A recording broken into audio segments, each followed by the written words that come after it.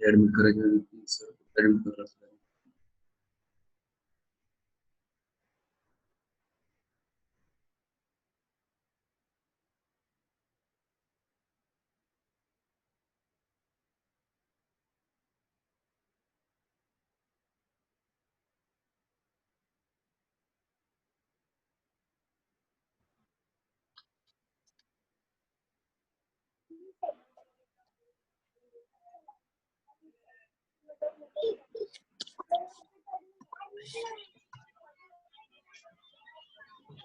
दोन लाईन आल्या होत्या तिथं.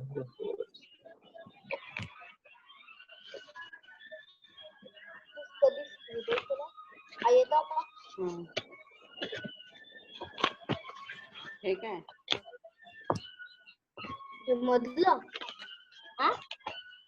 हे ते काल मी करतो त्याचे आपले सरांची कसे आले हे कसं होते हे सरांचं कसं आलंय मॅम आता हे म्यूट का केलं माझं? हे म्यूट करायचं का? तुला बोलायचंय का? नाही.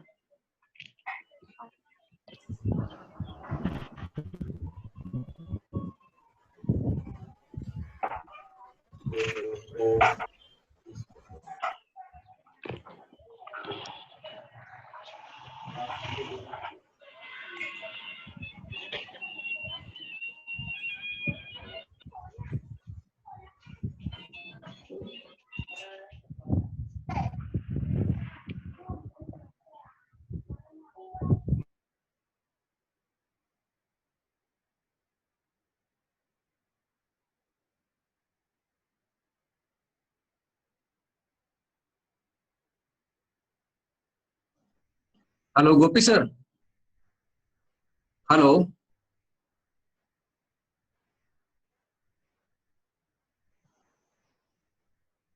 हॅलो. बोला बोला. येतोय ना आवाज? बोला. आवाज येतोय ना? ओके. हो. सर आले नाही अजून. हो.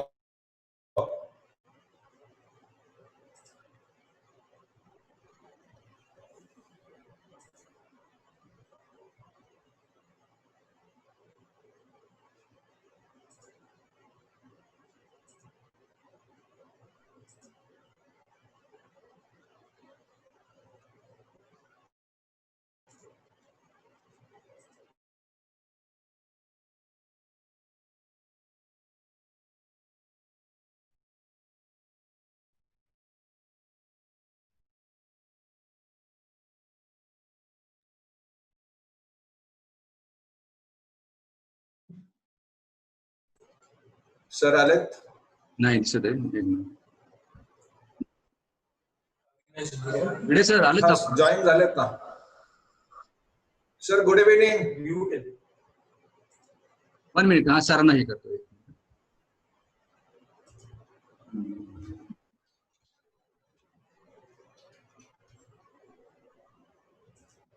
Good evening sir. हो गुड इव्हिनिंग. हा बोला कायद्याने साहेब. सर नाशिक सर आवाज येतोय सर्वांना? हो मला येतोय. येतोय ना? नाशिक बार असोसिएशन तर्फे सर्वांचं या ठिकाणी मी स्वागत करतो.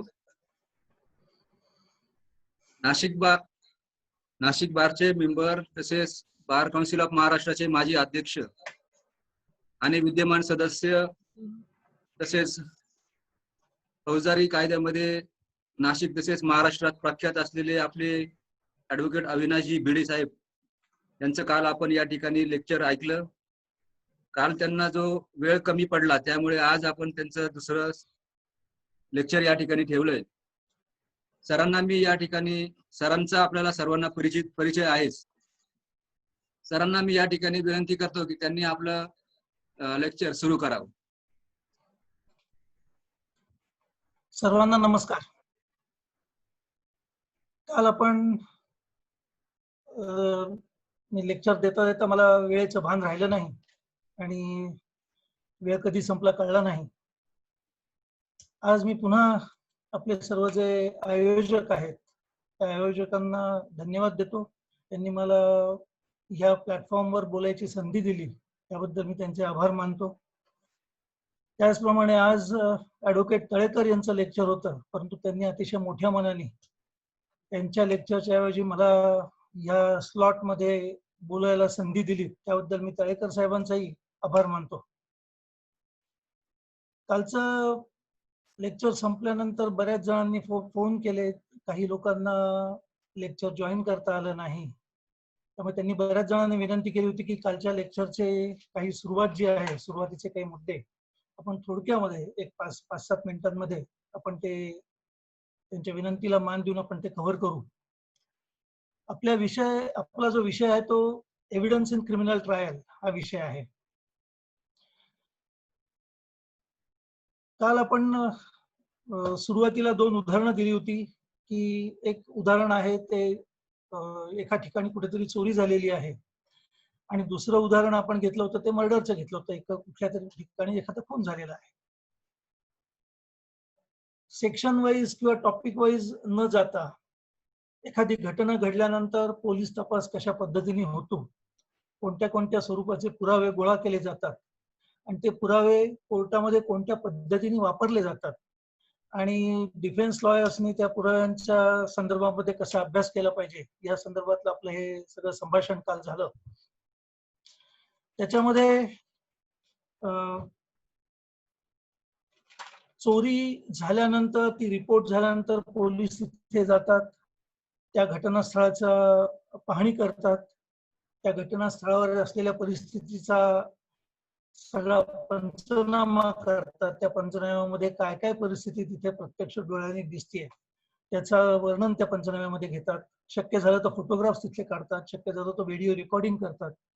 त्याचप्रमाणे एखाद्या मर्डरचा एखादा सीन आहे तर तिथे सुद्धा पोलिसांनी व्हिजिट केल्यानंतर तिथे जी काही घटना घडल्यानंतर जे काही तिथे वस्तुस्थिती आहे त्याचा सगळा अभ्यास पोलीस तिथे गेल्यानंतर करतात आणि त्याचा पंचनामा करतात. आणि त्या पंचनाम्यामध्ये डेड बॉडी कुठे पडलेली आहे, रक्ताचं थारोळ आहे नाही, बॉडीच्या कपड्यावर रक्त आहेत नाही, तिथे आणि इतर काही वस्तू पडलेल्या आहेत का, डिसीजच्या काही वस्तू पडल्या आहेत का, एखादा इंज्युअर्ड तिथे आहे का, तो कॉन्शियस आहे अनकॉन्शियस आहे, त्याला हॉस्पिटलमध्ये हलवलं नाही हलवलं, या सगळ्या गोष्टींचं विवेचन या पंचनाम्यांमध्ये केलं जातं. त्याचप्रमाणे आपण काल पंचनामे कोणत्या कोणत्या प्रकारचे असतात त्याचाही काल आपण अभ्यास केला. पंचनाम्यांमध्ये प्रकार आपण बघितले होते, स्पॉट पंचनामा असतो, इनपेस पंचनामा असतो, नंतर तिथे जे मुद्देमाल सापडलेला असतो, इन्क्रिमिनेटिंग आर्टिकल्स असतात किंवा मैताचे काही कपडे किंवा वस्तू तिथे पडलेल्या असतात, त्या जप्त झाल्यानंतर त्या जप्त कशा करायच्या, सील कशा करायच्या, त्याच्यासाठी काय काय प्रिकॉशन पोलिसांनी घेतली पाहिजे आणि मग ते जप्त झाल्यानंतर ते मुद्देमाल कोणत्या ठिकाणी ठेवला पाहिजे, मुद्देमाल रजिस्टरमध्ये त्याची नोंद झाली पाहिजे. प्रत्येक पोलीस स्टेशनला हे रजिस्टर मेंटेन केलेलं असतं, एक मुद्देमाल रूम तिथे असते, मुद्देमाल कारकून त्याच्यासाठी अपॉइंट केलेला असतो आणि मग मुद्देमाल आपण तिथे ठेवल्यानंतर तो कोणत्या पद्धतीने ठेवला जातो, तो किती दिवस तिथे आहे, त्याच्या व्यवस्थित नोंद त्या रजिस्टरला झालेली आहे की नाही आणि मग तिथून तो मुद्देमाल जर सीए कडे पाठवायचा असेल तर मग काय प्रोसिजर आहे, आपण ही सगळी प्रोसिजर आपण त्यावेळेला तिथे बघितली. त्याचप्रमाणे एक आणखीन एक पंचनामा आपण काल विचार केला की तो सेक्शन 27चा पंचनामा. एव्हिडन्सच्या खाली सेक्शन 27 जो आहे तो एक्सेप्शन आहे सेक्शन 24, 25 आणि 26, confession of accused to before the magistrate और इन कस्टडी और who is an accused of in the crime, तर ते कन्फेशन इनएडमिसिबल आहे. परंतु सेक्शन 27 जी सुरुवात होते सेक्शन 27 ची ती प्रोव्हाइडेड या वाक्याने या शब्दांनी सुरुवात होते आणि सिम्पली बिकॉज प्रोव्हाइडेड हा शब्द तिथे वापरलेला आहे याचा अर्थ असा की सेक्शन 24, 25 आणि 26 मध्ये ज्या तरतुदी आहेत, जे प्रोटेक्शन दिलेलं आहे आरोपीला, तर त्याला एक्सेप्शन हा सेक्शन 27 आहे आणि त्याच्यामध्ये त्या स्टेटमेंट मधलं आरोपीने केलेलं जे काही स्टेटमेंट असेल त्या स्टेटमेंट मधल्या जो काही पार्ट आहे, ज्या पार्टमुळे एखादी गोष्ट रिकव्हरी और डिस्कव्हरी झालेली असेल at the instance of the accused, तर मग तेवढाच केवळ पार्ट हा ऍडमिसिबल सेक्शन 27 खाली होतो. त्यामुळे तो एक पंचनामा आपण काल डिस्कस केला.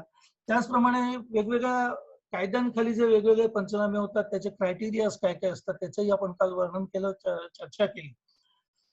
दुसरा महत्वाचा मुद्दा जो आपण काल डिस्कस केला होता तो स्टेटमेंट ऑफ द विटनेसेस.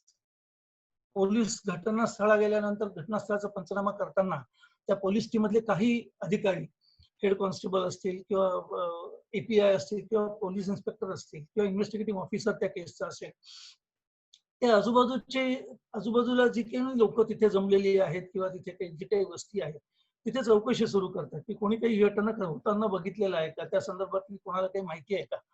आणि त्याप्रमाणे मग तिथल्या विटनेसेसचे स्टेटमेंट्स तिथे रेकॉर्ड केली जातात. काही लोक प्रत्यक्षदर्शी साक्षीदार असतात ज्यांना आपण आय विटनेस म्हणतो, तर त्या आय विटनेसचे स्टेटमेंट्स रेकॉर्ड केले जातात. काही लोक आय विटनेस नसतात परंतु त्या घटनेशी संदर्भातल्या ज्या इतर अनेक घटना घडलेल्या असतात आधी किंवा नंतर त्या संदर्भातले ते विटनेसेस असतात आणि त्यांची स्टेटमेंट्स रेकॉर्ड केली जातात. आता ही जी स्टेटमेंट्स रेकॉर्ड केली जातात ती आय विटनेस किंवा इतर ऑर्डिनरी सर्कमस्टन्सवरचे विटनेस यांच्याच बरोबर या विटनेसचं स्टेटमेंट 164 सेक्शन खाली कसं नोंदवलं जातं त्याचाही आपण उहापोह काल बघितला. 164 खाली जी स्टेटमेंट नोंदवली, 164 कोड ऑफ क्रिमिनल प्रोसिजर, त्याच्या खाली जी स्टेटमेंट रेकॉर्ड केली जातात ती एक विटनेसची असतात किंवा आरोपीचं असतात. पोलिसांसमोर एखाद्या आरोपीने जर काही स्टेटमेंट केलं आणि त्याच्यामध्ये त्यांनी जर त्याचा गुन्हा कबूल केला, कन्फेशन केलं, तर ते इनएडमिसिबल आहे. परंतु सेक्शन 164 खाली in presence of magistrate, immediate presence of magistrate जर स्टेटमेंट केलेलं असेल आरोपीने तर ते त्याला एव्हिडेन्शियरी व्हॅल्यू आहे. ते जर व्यवस्थित योग्य पद्धतीने जर सिद्ध करता आलं तर ते ऍडमिसिबल होतं आणि ऍडमिसिबल झाल्यानंतर त्याची एव्हिडेन्शियरी व्हॅल्यू काय, त्याच्यावरती किती रिलाय व्हायचं असतं, का रिलाय व्हायचं नसतं, याचाही उहापोह आपण काल केला. त्याचप्रमाणे फूड अडल्ट्रेशन ऍक्ट खाली, इन्सेक्टिसाइड ऍक्ट खाली, एनडीपीएस ऍक्ट खाली, प्रिव्हेन्शन ऑफ करप्शन ऍक्ट खाली जे जे वेगवेगळ्या प्रकारचे पंचनामे केले जातात त्याच्यासाठी वेगवेगळे काय काय क्रायटेरिया वापरले जातात याची काल चर्चा आपण केली. त्यामुळे दोन महत्वाचे मुद्दे आपण त्यावेळेला काल घेतले. एक तर पंचनामा करण्याची प्रोव्हिजन कोणत्या सेक्शन मध्ये याचाही आपण काल डिस्कशन केलं. सेक्शन 7 जो आहे इंडियन एव्हिडन्स ऍक्टचा, त्या सेक्शन 7 खाली ह्या पंचनामा करण्याची प्रोव्हिजन आहे. स्पेसिफिकली वर्ड या सेक्शन खाली पंचनामा करावा असं जरी म्हटलेलं नसलं तरी घटना घडल्यानंतर किंवा घटना घडताना तिथे जी काही परिस्थिती असते ती रिलेव्हंट आहे आणि ती रिलेव्हन्सी मेहरबान कोर्टासमोर आणणं हे अत्यंत गरजेचं असतं प्रॉसिक्युशनला आणि म्हणून तसा पंचनामा केला जातो. याचं कारणही काल आपण डिस्कस केलं की घटना घडल्यानंतर केस जी कोर्टात चालते ती एखाद्या वेळेस 6 महिन्यांनी किंवा वर्षभराने किंवा 6 वर्षांनी सुद्धा चालते आणि तोपर्यंत ते घटनास्थळ तसंच्या तसं असणं किंवा तिथे त्या जागेवरती ज्या काही वस्तू पडलेल्या आहेत त्या तशाच्या तशा शक्य नाहीये. आणि त्यामुळे ते जे काही चित्र त्यावेळेला आहे ते मेहरबान कोर्टासमोर तसंच्या तसं उभं करण्याचा हा प्रयत्न पंचनाम्यातून आपण करतो. त्याच वेळेला फोटोग्राफ्सही काढले जातात, त्याच वेळेला व्हिडिओ रेकॉर्डही केले जातात आणि त्याचे एव्हिडन्शियरी व्हॅल्यू आपल्याला सगळ्यांना माहिती आहे. त्याचं आपण डिस्कशन वेगळ्या टॉपिक्स खाली करणारच आहोत. त्यामुळे आपण काल दोन महत्वाचे मुद्दे आपण बघितले. पंचनामा, त्याचा एव्हिडन्शियरी व्हॅल्यू काय, कोणत्या कोणत्या परिस्थितीमध्ये पंचनामे केले जातात आणि स्टेटमेंट्स ऑफ द विटनेसेस, कोणत्या कोणत्या प्रकारचे विटनेसेस आहेत, कोणत्या कोणत्या परिस्थितीमध्ये विटनेसेसचे स्टेटमेंट्स घेतली जातात याचा आपण काल उहापोह केला. मुद्देमाल जप्त झाल्यानंतर तो मुद्देमाल कोणत्या पद्धतीने प्रोड्यूस केला पाहिजे, पोलीस स्टेशनमध्ये कोणत्या पद्धतीने तो ठेवला गेला पाहिजे याचा उहापोह आपण काल करत होतो. काल त्यावेळेला बोलता बोलता आपण शेवटचा जो मुद्दा होता तो मी आता थोडासा डिस्कस करतो की डेड बॉडी जेव्हा ही स्पॉटवरती सापडते मर्डर ट्रायल केसमध्ये, त्यामुळे डेड बॉडी ती हाताना आधी तिचा पंचनामा खर्च जागेवर करायला पाहिजे किंवा जनरल प्रोसिजर प्रमाणे पहिले डेड बॉडी हलवली जाते, ती हॉस्पिटलमध्ये नेली जाते आणि तिथे मग तिचा इनक्वेस्ट पंचनामा होतो. इनक्वेस्ट पंचनामा झाल्यानंतर त्या डेड बॉडीवरचे जे काही ऑर्नामेंट्स असतात, आर्टिकल्स असतात किंवा कपडे असतात ते काढून घेतले जातात आणि ते त्या पोलीस स्टेशनच्या अधिकाऱ्यांकडे सोपवले जातात आणि त्याचा वेगळा पंचनामा होतो. आणि मग ते जप्त झालेले मुद्देमाल कुठे ठेवला जातो आणि त्याची एव्हिडन्शियरी व्हॅल्यू काय आणि डिफेन्स लॉयरनी त्या संदर्भामध्ये कोणती काळजी घेतली पाहिजे याचा आपण उहापोह काल आपण करत होतो. त्यामुळे पोस्टमॉर्टेम रिपोर्ट, पोस्टमॉर्टेम साठी डेड बॉडी टेबलवर येईपर्यंत काय काय घटनाक्रम होतो आणि त्या संदर्भातला कसा कसा पुरावा प्रॉसिक्युशन गोळा करतं ही आपण काल चर्चा करत होतो. त्यामुळे आता पोस्टमॉर्टेम त्याचा एव्हिडन्शियरी व्हॅल्यू काय, त्याच्यामधली कसा तो पोस्टमॉर्टम रिपोर्ट वाचायचा, त्याचे कोणते कोणते कंटेंट्स असतात, त्याचप्रमाणे इंजुरी सर्टिफिकेट कशी असते, काय असते, इंजुरी सर्टिफिकेट कसं वाचायचं, हा थोडासा मोठा विषय आहे. एकच टॉपिक आज आपण दिवसभर घेण्यापेक्षा दुसरे 2-3 प्रकार आहेत आणखीन एव्हिडन्सचे, जे घटनास्थळावरती आपल्याला मिळू शकतात किंवा त्यानंतर पोलीस इन्व्हेस्टिगेशन मध्ये गोळा करतात, त्याचा आपण आज उहापोह करूया.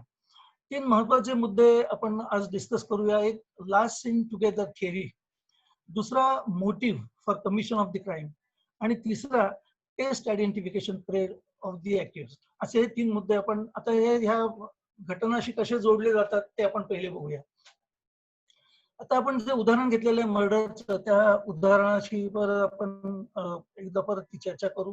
घटना घडल्यानंतर पोलीस त्या घटनास्थळावरती जातात आणि आजूबाजूच्या लोकांकडे those are who are closely acquainted with the fact and circumstances of the case, असं जे वर्डिंग वापरलेलं आहे 161-62 मध्ये, त्याप्रमाणे ते चौकशी करताना एखाद्या वेळेस अशी शक्यता निर्माण होते की एखादा विटनेस म्हणतो किंवा हा जो मयत माणूस आहे याच्याबरोबर बोलताना मी दोघांना त्या घटनेच्या आधी साधारण 15 मिनिटं किंवा 1 तासभर आधी बघितलेलं होतं. त्याच्यानंतर पुढे काय झालं मला माहित नाही. नंतर मग खूप आरडाओरडा झाला. मी जेव्हा गेलो तेव्हा गर्दी जमलेली होती. हा माणूस खाली रक्ताच्या थोड्यात पडलेला होता. त्यामुळे बाकी पुढे मला काही माहित नाही, परंतु त्याच्या आधी मात्र याच्याशी मी कोणाला तरी दोघांशी बोलताना बघितलेलं. आता हे सर्कमस्टन्स दिसायला जरी साधी दिसली तरी लास्ट सीन थिअरी जी आहे, जी सर्कमस्टान्शियल एव्हिडन्स मध्ये काही वेळेला एक महत्वाचा दुवा, त्या चेन ऑफ सर्कमस्टान्सेस मधला महत्वाचा दुवा ठरते. तर ही लास्ट सीन थिअरी काय, ती कशी वापरली जाते एव्हिडन्स मध्ये, त्याचं महत्व काय आहे, कोणत्या पद्धतीने तो लास्ट सीन थिअरी प्रूव्ह केली पाहिजे प्रॉसिक्युशननी, डिफेन्स लॉयरनी त्याच्या संदर्भामध्ये काय अभ्यास केला पाहिजे, ती डिस्प्रूव्ह करण्यासाठी कोणते कोणते मुद्दे विचारात घेतले पाहिजेत, याचा आपण थोडासा उहापोह आज करूया. आता ही लास्ट सीन थिअरी मध्ये time gap between the last seen accused last seen with the deceased and finding of the dead body हे खूप महत्वाचे ठरते. फॉर एक्झाम्पल आपण उदाहरणासाठी एक रात्री 8:30 वाजता ते दोघं जण गप्पा मारताना किंवा भांडताना कोणतरी बघितलेलं आहे आणि दुसऱ्या दिवशी सकाळी 6 वाजता त्या माणसाची, त्या दोघांपैकी एका माणसाची डेड बॉडी त्या ठिकाणी किंवा आणखीन त्या ठिकाणापासून कुठे अर्धा मैल अंतरावरती किंवा आणखीन कुठेतरी सापडते. इन द मीन टाइम कोणीही त्या माणसाला, त्या दोघांना एकत्र किंवा आरोपीला किंवा नंतर डिसीजला कुठे जाताना बघितलेलं नाही. आता हे 2 मुद्दे की काल रात्री 8:30 वाजता हे दोघं जण ज्याच्यामध्ये डिसीज्ड आहे आणि दुसरा एक आरोपी आहे, ते दोघं जण वाद घालतायत, भांडतायत, कोणत्या तरी कारणावरनं पैशांची देवाणघेवाण, प्रॉपर्टीचा वाद, व्हॉटएव्हर, आणि मग मात्र ती डेड बॉडी दुसऱ्या दिवशी सकाळी 6:30 वाजता सापडते. आता याच्यामध्ये अनेक मुद्दे आहेत. केवळ एकमेकांबरोबर बोलताना बघितलं म्हणजे त्यांनीच खून केलेला असला पाहिजे असा इन्फरन्स निघू शकत नाही एक सॉलिटरी इन्सिडन्स वरनं. परंतु ती जी 2 धरणं बदलत होती, ज्याच्यातलं एक मयत आहे आणि दुसरा आरोपी आता कोर्टासमोर संशयित आहे, तर त्या दोघांमध्ये काही मनी ट्रान्झॅक्शन होतं का, त्या दोघांमध्ये आधीचं काही डिस्प्यूट होता का, काही वादविवाद झालेले होते का, एकमेकांशी काही देणं घेणं होतं का, त्यांच्या वादाचं स्वरूप काय होतं, त्याच्यानंतर तो माणूस जो आता आरोपी म्हणून कोर्टापुढे सस्पेक्ट आहे किंवा सस्पेक्ट आहे, तो माणूस त्याच्यानंतर कुठे गेला, तो एक्सप्लेनेशन काही देऊ शकतो का त्याचं, कुठे गेलेला होता, नंतर त्यांनी काय काय केलं, त्याला आरोपी नंतर कुठे गेला हे माहिती आहे का, तर ते माहिती नसेल तर तो नक्की हा स्वतः तरी काय करत होता. त्यामुळे नुसतं लास्ट सीन टुगेदर हे म्हटलं की काम झालं असं होत नाही. This is one of the important circumstances in the chain of circumstances which ultimately prove that the person accused and accused must have committed the crime and nobody else. त्यामुळे सर्कमस्टान्शियल evidence मध्ये लास्ट सीन थिअरी ही खूप महत्वाची ठरते. I witness जर असेल तर मग last सीनचा सवालच येत नाही, कारण तो विटनेसच स्वतः बघत असतो काहीतरी भांडण झालेलं, एकमेकांना मारामारी केलेली आणि त्यांनी कोणाला त्याच्या चाकूनी म्हणा, तलवारी म्हणा किंवा लोखंडी गजाने त्याला मारलेलं आहे हे तो स्वतः बघून सांगत असतो. त्यामुळे लास्ट सीनचा सवाल येत नाही. परंतु ज्या वेळेला आय विटनेस नसतो, डायरेक्ट एव्हिडन्स नसतो, त्यावेळेला जे सर्कमस्टान्सेस गोळा केले जातात किंवा डेड बॉडी आहे, त्याचा पूर्वीचा इतिहास काय आहे, त्याचे कोणाबरोबर वाद होते का, मग त्यातले ते 3-4 जणांबरोबर वाद होते, ते 2-3 जण तरी आहेत इथे अवेलेबल, परंतु एक जण मात्र फरार आहे, मग तो फरार का आहे, मग तो फरार किती दिवस आहे, मग तो कुठे सापडला, मग त्यांनी ह्या दरम्यानच्या काळामध्ये काय काय केलेलं होतं, ह्या सगळ्या गोष्टींचा तपास पोलीस करायला लागतात. आणि ह्या तपासामध्ये कधीतरी त्यांना कोणीतरी सापडतं की त्यांनी त्या दोघांना शेवटी एकमेकांबद्दल चर्चा करताना बघितलेलं आहे.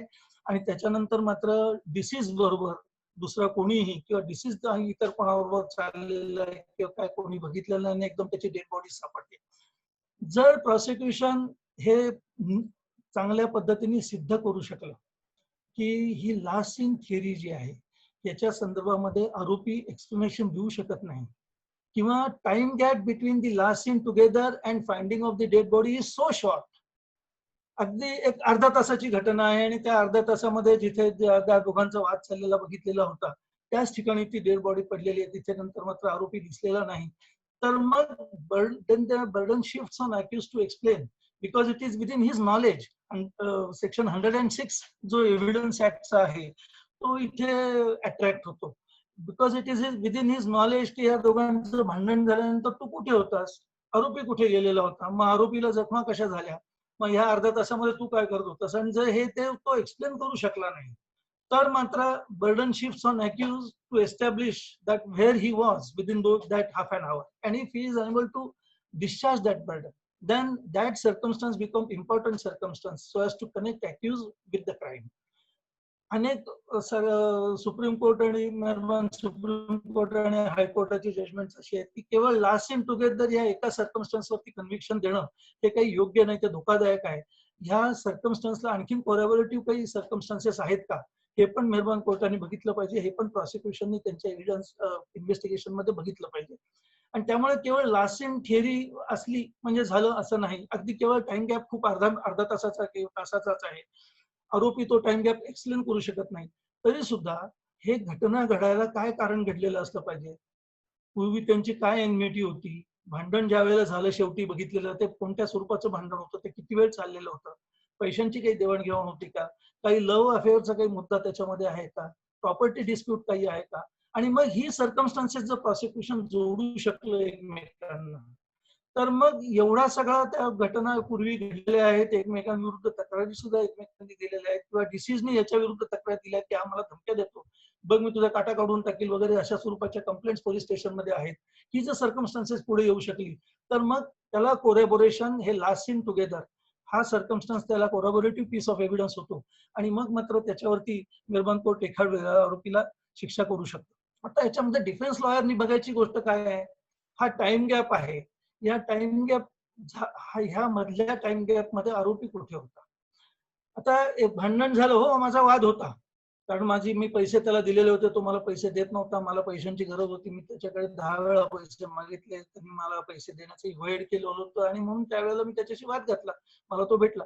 परंतु त्याच्यानंतर आमचं भांडण संपलं तिथे आणि नंतर मी माझ्या घरी गेलो किंवा मी माझ्या मित्राकडे गेलो किंवा मी अलायबी जो पार्ट असतो तो पुढे सुरू होतो, कारण he tries to explain his presence where he was within those half an hour or within 2 hours or within 3 hours or in that night. 8:30 वाजता घटना घडलेली आहे, सकाळी 6 वाजता डेड बॉडी सापडली, ह्या दरम्यानच्या रात्रीमध्ये तो कुठे होतास हे त्याच्यावरती बर्डन येतं, शिफ्ट होतं बर्डन, आणि मग त्याच्यावरती ते जबाबदारी येते सेक्शन 106 इंडियन एव्हिडन्स ऍक्ट प्रमाणे. मग त्यांनी ते सिद्ध करायचं असतं की बाबा रे मी माझ्या घरी होतो किंवा मी माझ्या भावाकडे गेलो होतो, त्याचं रिसेप्शन होतं म्हणा किंवा त्याचा वाढदिवस होता, मी तिथे होतो, तिथले फोटोग्राफ्स, तिथलं व्हिडिओची क्लिपिंग, या सर्व गोष्टी मग आपण बघायला लागतो. आणि मग एकीकडे last scene theory prosecution prove करते, परंतु एकीकडे दुसरीकडे ह्या मधल्या गॅपमध्ये हा आरोपी तिसऱ्याच ठिकाणी आहे, त्यामुळे ह्या आरोपीने तो खून केलेला असला पाहिजे का की दुसऱ्या कोणीतरी त्याच्याशी खून केलेला असला पाहिजे. आणि ह्या सगळं करताना आपल्याला जर असं दाखवून दिलं ऍज अ डिफेन्स लॉयर, असं जर आपल्याला ते दाखवून देता आलं की माझंच नाही तर ह्याचा अनेक 4 लोकांबरोबर सुद्धा वाद होता, त्यामुळे मीच वाद केला, त्याच्यानंतर त्याचा दुसऱ्याशी कोणाशी वाद झालेला असेल आणि त्याच्यामध्ये जर काही हाणामारी झाली असेल आणि त्याच्यामध्ये हा जर माणूस मेला असेल तर how I am responsible for that, अशा स्वरूपाचा काही पुरावा आपल्याला आणता येतोय का असं डिफेन्स लॉयरनी बघितलं पाहिजे. त्या संदर्भामध्ये आरोपीकडे त्याची चौकशी केली पाहिजे when the matter comes to the defense lawyer for conducting the trial. त्यामुळे लास्ट सीन थिअरी जर आपण बघितली तर तशी दिसायला ती सोपी दिसते, परंतु जर प्रॉसिक्युशनने ती जर प्रूव्ह केली तर मात्र बर्डन हे आरोपीवरती येतं, हे पण लक्षात ठेवलं पाहिजे डिफेन्स लॉयरनी. हे बर्डन शिफ्ट झालं नाही, जर आपण ते डिस्चार्ज करू शकलो नाही तर मात्र तो एक मेजर सर्कमस्टन्स आरोपी विरुद्ध विचारात घेतला जातो. मगाशी मी सांगितल्याप्रमाणे केवळ एका ह्या सर्कमस्टन्सेस वरती खुनासारख्या गुन्ह्यामध्ये ज्याला फाशीची किंवा फक्त जन्मठेपेची शिक्षा प्रिस्क्राईब केलेली आहे, अशा स्वरूपाच्या गुन्ह्यामध्ये आरोपीला शिक्षा करायची की नाही करायची हा वादाचा मुद्दा आहे. आणि अनेक सुप्रीम कोर्ट आणि हायकोर्टाची जजमेंट आपण बघितली तर केवळ solitary incidence of last in together cannot be reason for the conviction असं बऱ्याच ठिकाणी म्हटलेलं आहे. परंतु त्याच्यासाठी कोलॅबोरेशन इन्व्हेस्टिगेटिंग ऑफिसरनी शोधलं पाहिजे. आणि माझ्याच व्यतिरिक्त इतर लोकांबरोबरही याचे वाद होते, भांडणं होती, अनेकांविरुद्ध तक्रारी केलेल्या होत्या. त्यामुळे केवळ मीच नाही तर अनेक लोकांना कारण होतं याला मारहाण करण्याचं. अशा स्वरूपाचा काही पुरावा आपल्याला आणता येतोय का या संदर्भामध्ये आरोपीच्या वकिलांनी पण अभ्यास केला पाहिजे आणि तो समर्थपणे मांडता आला पाहिजे त्यांना. आता दुसरा एक मुद्दा ह्याला जोडून मुद्दा जो दुसरा येतो तो मोटिव्ह. जेव्हा प्रत्यक्षदर्शी पुरावा असतो, एखादी घटना 2-4 लोकांनी बघितलेली आहे, एक आरोपीला त्या डिसीजना किंवा 2-3 आरोपींना त्या डिसीजला मारताना बघितलेला आहे आणि सबसिक्वेंटली तो इंज्युअर्ड नंतर मेला त्या जखमांमुळे, तर मग मोटिव्ह असला काय नसला काय तसा काही फरक पडत नाही. कारण प्रत्यक्षदर्शी घटना बघणारे साक्षीदार येऊन सांगतात की बाबा रे असं असं घडलेलं आहे. पण ज्या वेळेला तिथे आय विटनेसेस नसतात, डायरेक्ट एव्हिडन्स नसतो आणि सस्पिशनवरनं संशयावरनं एखाद्या माणसाला पकडलेलं असतं, त्यावेळेला एखादं लास्ट सीन थिअरी असेलही किंवा नसेलही तसा पुरावा, परंतु मोटिव्ह आहे. पूर्वी काहीतरी वादावादी झालेली आहे, त्यावेळेला त्याच्यामध्ये मी धमकी दिलेली आहे की तुम्ही तुझा काटा काढून टाकेन, माझ्या वाटेला जाऊ नको वगैरे वगैरे. बऱ्याच वेळेला आपल्याला ह्या गोष्टी ही वाक्यरचना अनेक तक्रारींमध्ये आढळून येते. तर अशा स्वरूपाच्या काही घटना घडलेल्या असतील पूर्वी, तर मग असा त्यांचा वाद होता आणि म्हणून ह्या माणसाला मारण्याचं त्याच्याजवळ कारण होतं, सबळ कारण होतं. इथपर्यंतच हा पुरावा फक्त येऊ शकतो. पण मोटिव्ह होता म्हणून त्यांनीच मर्डर केलेला असला पाहिजे. मगाशी परत सांगितल्याप्रमाणे मर्डर सारख्या गुन्ह्याला जी शिक्षा प्रिस्क्राईब केलेली आहे ती डेथ किंवा लाईफ इम्प्रिझनमेंट असल्यामुळे त्याच्या संदर्भातला पुरावा हा अतिशय काळजीपूर्वक बघितला पाहिजे. अशा अनेक जजमेंट निर्माण सुप्रीम कोर्ट आणि हायकोर्टाचे असल्यामुळे केवळ मोटिव्ह होतं म्हणून ह्याच आरोपीने हा गुन्हा केलेला असला पाहिजे असं काही सिद्ध होत नाही आणि असं धरू पण नाही असे बरेच जजमेंट्स आहेत. परंतु मोटिव्ह पण आहे, लास्ट सीन टुगेदर थिअरी पण आहे. सबसिक्वेंटली त्यांनी सेक्शन 27 प्रमाणे काही मेमोरेंडम और डिस्क्लोजर स्टेटमेंट केलेलं आहे, त्याप्रमाणे एखादा चाकू निघालेला पण आहे. त्या चाकूवरचं ब्लड आणि त्या मैताचं ब्लडचा ग्रुप एकच आहे. पळून जाताना काही लोकांनी त्याला बघितलेलं आहे. अशा जर सर्कमस्टान्सेस जर चेन ती एस्टॅब्लिश जर प्रॉसिक्युशन करू शकलं तर motive plays an important part in that chain so as to connect that chain to lead only inference that this accused must have committed a crime and nobody else. आणि म्हणून ही दोन circumstances जे आहेत ते लास्ट सीन थिअरी आणि motive they go together hand in hand. Motive असेल आणि लास्ट सीन पण असेल तर मग मात्र बर्डन आरोपीवरती शिफ्ट होण्याची शक्यता आहे. त्यामुळे डिफेन्स लॉयरनी विशेषतः जेव्हा तुम्ही अभ्यास करता, चार्जशीट आपल्या हातामध्ये येतं त्यावेळेला आपण एकदा दोनदा तीनदा हे चार्जशीट वाचलं पाहिजे, सर्व स्टेटमेंट्स वाचली पाहिजे. सीए रिपोर्ट आलेला नसेल तर तो सीए रिपोर्ट मिळवण्याचा प्रयत्न केला पाहिजे before starting examination in chief of the first witness. आणि मग आपण ठरवायचं की आपला डिफेन्स काय असला पाहिजे. समजा लास्ट सीन थिअरी आहे, मोटिव्ह पण आहे, तर मग आपल्याला त्या संदर्भामध्ये ही जी दोन हर्डल्स आहेत, ज्याला मी जनरल बोलता बोलता म्हणतो की माझ्यासाठी काय आरोपीसाठी कोणते कोणते खड्डे खणून ठेवलेले आहेत, मग त्या खड्ड्यांवरनं कशा उड्या मारायच्या हे आपल्याला ठरवावं लागतं आधी. शेवटी अल्टिमेटली कोर्टामध्ये जेव्हा साक्षी पुरावा सुरू होतो त्यावेळेला केस खूप वेगळ्या पद्धतीने टर्न होते, नो डाऊट.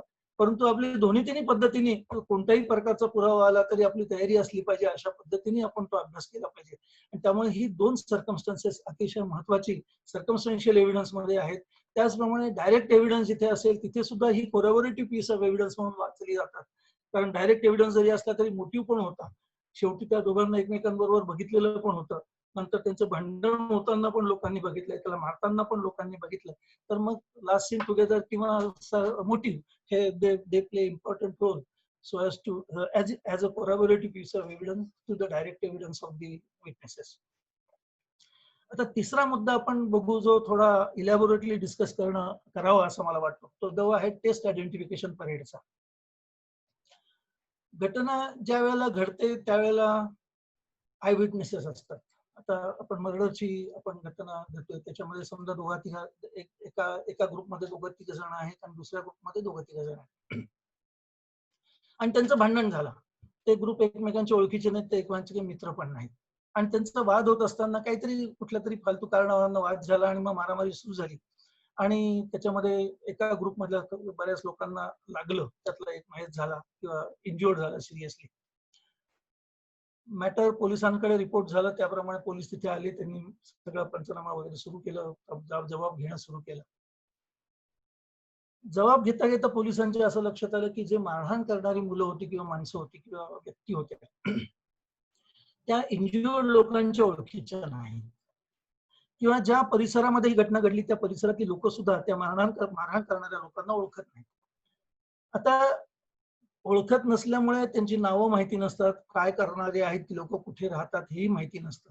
त्यामुळे पोलिसांना खूप मोठी अडचण निर्माण होते इन्व्हेस्टिगेशन करताना की यांना ओळखायचं कसं, आता यांना डिटेक्ट करायचं कसं. मग वेगवेगळ्या पद्धतीने पोलीस तपास सुरू करतात. मग काही वेळेला डॉग ट्रॅकिंगचा आपण पुरावा काही घेतला जातो किंवा सीसीटीव्ही कॅमेऱ्याचं फुटेज काही आहे का बघितलं जातं.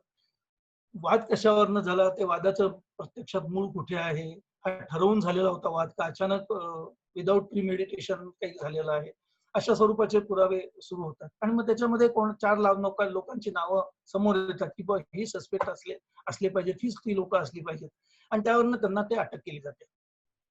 आता FIR मध्ये ती माणसं ओळखीची नसल्यामुळे FIR मध्ये त्या लोकांची नावं नसतात. त्यामुळे प्रत्यक्ष FIR जी असते त्याच्यामध्ये अनोळखी इस्मांनी आम्हाला मारहाण केली, त्यातले 2 जण तरुण होते, एक थोडासा वयोवृद्ध होता आणि मग त्याचं वर्णन केलं जातं. कारण नावं माहिती नसतात, कुठे राहणारे ते माहिती नसतात नॅचरली. त्यामुळे इंज्युअर्ड विटनेसेस असतात किंवा आय विटनेसेस असतात, ते त्या व्यक्तींची वर्णनं देतात. मग त्यांनी एक काळं जॅकेट घातलेलं होतं, एखादी जीन पॅन्ट घातलेली होती, टी-शर्ट होता वगैरे वगैरे. तर आता ह्या वर्णनावरनं पोलीस तपास सुरू करतात आणि 1-2 लोकांना किंवा 4 लोकांना सस्पेक्ट म्हणून पकडतात. आता हे सस्पेक्ट म्हणून पकडल्यानंतर हीच ती लोक मारहाण करणारी आहेत का, हा एक महत्वाचा मुद्दा निर्माण होतो. अशा वेळेला काय होतं की काही वेळेला इन अ झील टू कम्प्लीट द इन्व्हेस्टिगेशन काही वेळेला पोलीस संशयावरनं काही लोकांना पकडून आणतात. प्रत्यक्षात ते गुन्हेगार नसतातही, परंतु संशय आला म्हणून त्यांना पकडलं गेलं आणि त्यांना आरोपी म्हणून अटक केली गेली, असं होऊ शकतं. किंवा खरंच ते गुन्हेगार असतात, त्यांना पकडलेलं असतं, परंतु ते गुन्हा कबूल करायला तयार नसतात. त्यामुळे नक्की हीच लोक होती का हा प्रश्न मोठा निर्माण होतो. आणि म्हणून जेव्हा पहिल्यांदा कोर्टासमोर हजर केले जाते, मग त्यांची काय पोलीस कस्टडी घेतली जाते, त्यांना मॅजिस्ट्रेट कस्टडीमध्ये घेतलं जातं. सबसिक्वेंटली त्यांचं ओळखायचं कसं, शेवटी ट्रायल जी चालते ती मगाशी मी म्हटल्याप्रमाणे 6 महिन्यांनी किंवा वर्षांनी किंवा 6 वर्षांनी सुद्धा चालते. तोपर्यंत possibility of witnesses remembering those faces or the description it is practically impossible. कारण 5-6 वर्षामध्ये मेमरी फेड होत जाते माणसाची. त्यामुळे अशी मेमरी फेड होत जाणं हे तसं प्रॉसिक्युशनसाठी धोकादायक असतं. त्यामुळे त्याच्यासाठी टेस्ट आयडेंटिफिकेशन परेड ही घेतली जाते. त्याच्या 2-3 वेगवेगळी रिझन्स आहेत का बरं टेस्ट आयडेंटिफिकेशन परेड घेतली जाते. पहिलं रिझन आहे ते to test the identification of the culprit, म्हणजे हाच तो आरोपी त्यावेळेला होता की नाही. दुसरं, आपला जो तपास चालू आहे तो तपास योग्य दिशेनं चालू आहे की नाही. काही वेळेला होऊ शकतं फेअरली जर टेस्ट आयडेंटिफिकेशन झाली तर एखाद्या विटनेस म्हणू शकतात की नाही बा, हे जे माझ्यासमोर उभे केलेले 7-8-10 लोक आहेत त्याच्यामधला कुठलाच आरोपी असा नव्हता की ज्यांनी मला मारलं, ज्याला मी मारताना बघितलं किंवा त्या टोळक्यामध्ये तो होता, असं होऊ शकतं. आणि मग पोलिसांच्या लक्षात आलं की अरे आपला हा जो तपासाची दिशा आहे ती बरोबर नाही, ते तपासाची दिशा आपण वेगळ्या पद्धतीने केली पाहिजे, बघितलं पाहिजे. म्हणजे पहिलं कारण आहे की ज्याला पकडलेला आहे तो तोच आरोपी आहे की नाही हे बघणे. दुसरं त्याचं कारण आहे ते आपल्या तपासाची दिशा बरोबर आहे की नाही हे बघणे. आणि तिसरं रूल आउट द पॉसिबिलिटी. मगाशी मी म्हटलं की जो पकडलेला आहे तो केवळ संशयित म्हणून पकडलेला आहे, जो निर्दोष आहे परंतु तो is going to face the trial, असं पण व्हायला नको. त्यामुळे ही पारदर्शकता मेंटेन करण्यासाठी म्हणून पोलिसांनी इन्व्हेस्टिगेशन करताना टेस्ट आयडेंटिफिकेशन करणं हे अत्यंत गरजेचं आहे. आता ही सरसकट केली जाते का टेस्ट आयडेंटिफिकेशन परेड, हे पण महत्वाचं आहे. समजा ओळखीचा माणूस आहे, आधीचे मित्र आहेत, त्यांच्या मित्रामध्ये पूर्वीपासून काहीतरी वैमनस्य आहे, मारामाऱ्या झाल्या, त्यामुळे FIR मध्ये सुद्धा नावं दिली, ते कुठे राहतात ते पण दिलं, कोणतं कारण होतं मारामारीचं तेही दिलं. तर अशा स्वरूपाची आरोपींना जर अटक झाल्यानंतर नावानी किंवा त्यांच्या ओळखीप्रमाणे तर टेस्ट आयडेंटिफिकेशन घेण्याची गरज आहे का? कारण साक्षीदार हे पहिल्यापासूनच त्या लोकांना ओळखतायत, FIR मध्ये सुद्धा त्यांनी त्यांची नावं दिलेली आहेत. त्यामुळे टेस्ट आयडेंटिफिकेशन घेण्याची तशी गरज पडत नाही. काही वेळेला प्रॉसिक्युशन टेस्ट आयडेंटिफिकेशन घेतं सुद्धा, परंतु मग त्याच्यातून फाटे फुटण्याची शक्यता असते. त्यामुळे प्रॉसिक्युशनसाठी म्हणून किंवा प्रॉसिक्युटर्स आज माझे कोणी लेक्चर्स ऐकत असतील किंवा आता नवीन जे वकील झालेले आहेत माझे सगळे मित्र, त्यांच्यापैकी कोणी प्रॉसिक्युशन मध्ये जाणार असेल किंवा प्रॉसिक्युटर म्हणून काम करण्याची इच्छा असेल तर त्यांनी या गोष्टी लक्षात ठेवायला पाहिजेत की तपास करताना जर त्यांना कोणी कन्सल्ट करत असेल तर जर आयडेंटिफाय झालेले असतील, ओळखीचे जर आरोपी असतील तर उगीच टेस्ट आयडेंटिफिकेशन घेण्याच्या भानगडीत पडू नये. त्याच्यामुळे आणखीन आपल्या पुराव्यामध्ये फाटे फुटण्याची शक्यता असते, त्याचा फायदा आरोपींना मिळण्याची शक्यता असते. त्यामुळे ही रिस्क घेऊ नये. दुसरा एक मुद्दा असतो की काही वेळेला घटना घडतानाच एकदम लोक तिथे जमतात आणि त्या आरोपीला स्पॉटवरती पकडतात. आता आरोपी जरी अननोन असला परंतु स्पॉटवरती जर पकडला गेलेला असता, फॉर एक्झाम्पल आपण दुसरं जे उदाहरण घेतलं ते चोरीचं, त्यावेळेला चोरी करण्यासाठी आरोपी घरात जातो, नंतर लोकांच्या लक्षात आलं की घरात काहीतरी खुडबुड चालू आहे, चोर घुसलेला आहे, बाहेरून दार बंद केलं जातं, खिडक्या बंद केल्या जातात आणि तो आतमध्ये अडकतो. आता तो अडकल्यानंतर पोलीस आल्यानंतर ते त्याला ताब्यात घेतात, तर त्याचं टेस्ट आयडेंटिफिकेशन घेण्याची गरज नाही. त्याचप्रमाणे मर्डर ट्रायल सारख्या किंवा 307 सारखे ऑफेन्सेस आहेत किंवा दरोड्यांसारखे ऑफेन्सेस आहेत ज्याच्यामध्ये स्पॉटवरती आरोपींना पकडलेलं असतं, मुद्देमाला सगळीत रंगे हात ज्याला आपण म्हणतो, तर अशा वेळी टेस्ट आयडेंटिफिकेशन घेण्याची गरज नाही. कारण जरी तो अननोन असला तरी सुद्धा घेऊ नये असं मला वाटतं. परंतु टेस्ट आयडेंटिफिकेशन जेव्हा हा पर्सन अननोन असतो त्यावेळेला मगाशी सांगितल्याप्रमाणे 3 पद्धतीने व्हेरीफाय करण्यासाठी की आपला तपास बरोबर चालू आहे, जो अटक केलेला माणूस तोच आरोपी आहे ना, किंवा एखाद्या निर्दोष माणसाला तर आपण पकडून आणलेलं नाही ना, या गोष्टी बघण्यासाठी म्हणून ही टेस्ट आयडेंटिफिकेशन परेड घेतली जाते. आता ही कधी घ्यावी हा पण महत्वाचा मुद्दा आहे. जेवढ्या लवकर ही टेस्ट आयडेंटिफिकेशन परेड घेतली जाईल तेवढं चांगलं. बऱ्याच वेळेला असं घडतं की आरोपीला अटक केल्यानंतर त्याला पहिला रिमांड, दुसरा रिमांड घेतला जातो, मग त्याला मॅजिस्ट्रेट कस्टडीमध्ये घेऊन जातं. नाशिक सारख्या ठिकाणी असेल तर त्याला सेंट्रल जेलमध्ये नाशिक रोडला पाठवलं जातं आणि मग सरकार पक्षातर्फे कोर्टामध्ये अर्ज दिला जातो की आम्हाला टेस्ट आयडेंटिफिकेशन परेड करायची आहे, त्याला आम्हाला परवानगी द्या आणि कोणी ती घ्यावी, काय घ्यावी. मग एखादा स्पेशल एक्झिक्युटिव्ह मॅजिस्ट्रेट किंवा कोणतरी, शक्यतो ज्युडिशियल मॅजिस्ट्रेट या टेस्ट आयडेंटिफिकेशन परेड मध्ये इन्व्हॉल्व्ह होत नाही, त्यांनी इन्व्हॉल्व्ह होऊ पण नाही. म्हणून मग एक्झिक्युटिव्ह मॅजिस्ट्रेट किंवा स्पेशल एक्झिक्युटिव्ह मॅजिस्ट्रेट यांची अपॉइंटमेंट केली जाते आणि त्यांच्या समोर ही टेस्ट आयडेंटिफिकेशन परेड होते. परंतु याच्यामध्ये बराच कालावधी निघून जातो. काही वेळेला 30-30 दिवस निघून जातात, काही वेळेला 2-2 महिन्यांनी टेस्ट आयडेंटिफिकेशन परेड घेतली जाते. जरी टेस्ट आयडेंटिफिकेशन परेड अशा स्वरूपाची घेतली तर आणि जरी ती ऍडमिसिबल ठरली अगदी कोर्टामध्ये, तरी सुद्धा त्याला एव्हिडेन्शियल व्हॅल्यू काय हे फार महत्वाचा मुद्दा आहे. मला इथे मला वाटतं आमचे सरकारी वकील साहेब दिसत आहेत स्क्रीनवरती, तर मला त्यांना एक म्हणजे बऱ्याच वेळेला आमच्या दोघांची चर्चा झालेली आहे की ऍडमिसिबल आहे पण त्याची एव्हिडेन्शियल व्हॅल्यू, ह्या 2 वेगवेगळ्या गोष्टी आहेत. केवळ ते टेस्ट आयडेंटिफिकेशन परेड ऍडमिसिबल झाली आणि म्हणून ती गृहीतच धरली पाहिजे, एव्हिडेन्शियल व्हॅल्यू त्याला असलीच पाहिजे, कोरॅबोरेटिव्ह पीस ऑफ एव्हिडन्स म्हणून घेतलंच पाहिजे असं नाही. बऱ्याच वेळेला हाच तो आरोपी आहे दाखवण्यासाठी म्हणून सुद्धा टेस्ट आयडेंटिफिकेशन परेड वेगवेगळ्या पद्धतीने घेतल्या जातात आणि ते कागद रेकॉर्डवरती आणले जातात. त्यामुळे जेवढ्या लवकर ही टेस्ट आयडेंटिफिकेशन परेड घेतली जाईल तेवढं चांगलं. आता ह्याच्यामध्ये 2 वेगवेगळ्या गोष्टी आपण लक्षात ठेवणं गरजेचं आहे. मगाशी मी सांगितलं की एखादा ओळखीचा माणूस आहे आरोपी ज्यांनी गुन्हा केलेला आहे, त्यामुळे त्याची टेस्ट आयडेंटिफिकेशन परेड घेऊ नये. त्याला एक दुसरं सुद्धा कारण आहे. हे टेस्ट आयडेंटिफिकेशन परेड जेव्हा घेतली जाते त्यावेळेला अननोन माणसाला, हा जो दिसतोय ना माणूस ज्याला दाढी आहे, जो काळसर आहे किंवा खूप गोरा आहे किंवा उंच आहे, दुप्पट आहे, तोच माणूस त्यावेळेला मला मारहाण करणारा होता. हे दिस इज आयडेंटिफिकेशन.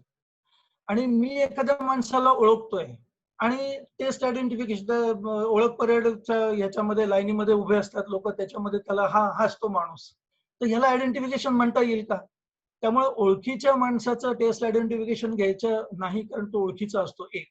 आणि दुसरं, अशी जर टेस्ट आयडेंटिफिकेशन घेतली गेली तर ती आयडेंटिफिकेशन न होता ते रेकग्निशन होतं की yes I recognise this person, मला माहितीये, मला माझ्याच गल्लीतला आहे हा तो गल्लीतला आहे म्हणून तू ओळखतो, तो शेजारी जातो म्हणून तू ओळखतो, पण तुला मारहाण करणारा म्हणून सुद्धा तू ओळखतो.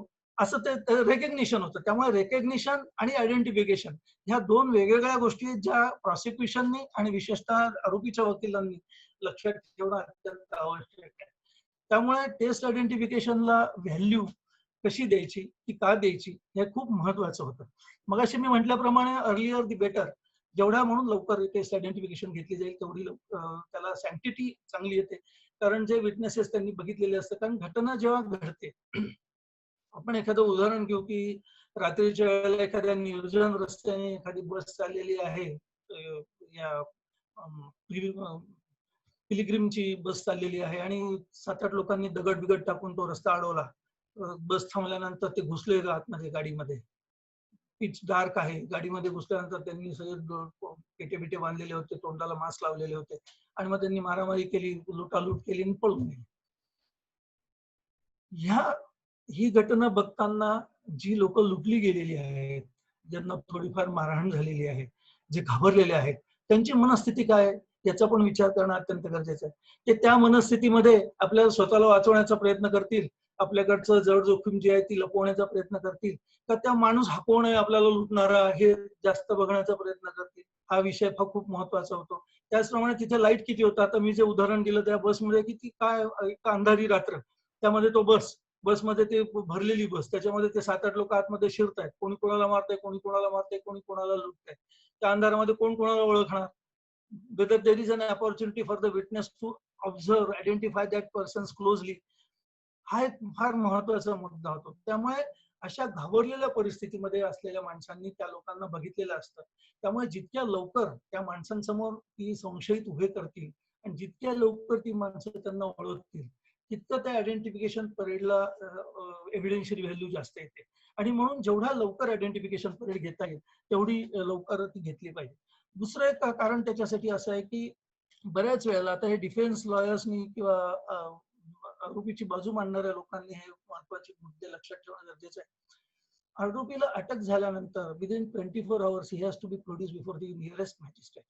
समजा मॅजिस्ट्रेट हॅव्हिंग ज्युरिडिक्शन तिथे असेल तर त्यांच्या समोर हजर केलं जातं, किंवा दूर कुठेतरी पकडलेला असेल आणि 24 तासामध्ये तो त्या ज्युरिडिक्शन असलेल्या मॅजिस्ट्रेट पुढे नेऊ शकत नसतील तर नियरेस्ट मॅजिस्ट्रेट पुढे त्याला हजर केलं जातं. आणि हजर करताना केवळ नुसतं जाऊन पुढे हजर केलं असं होत नाही, त्यांना रिपोर्ट पोलीस कोर्टापुढे द्यावा लागतो, ज्याला आपण फर्स्ट रिमांड रिपोर्ट म्हणतो.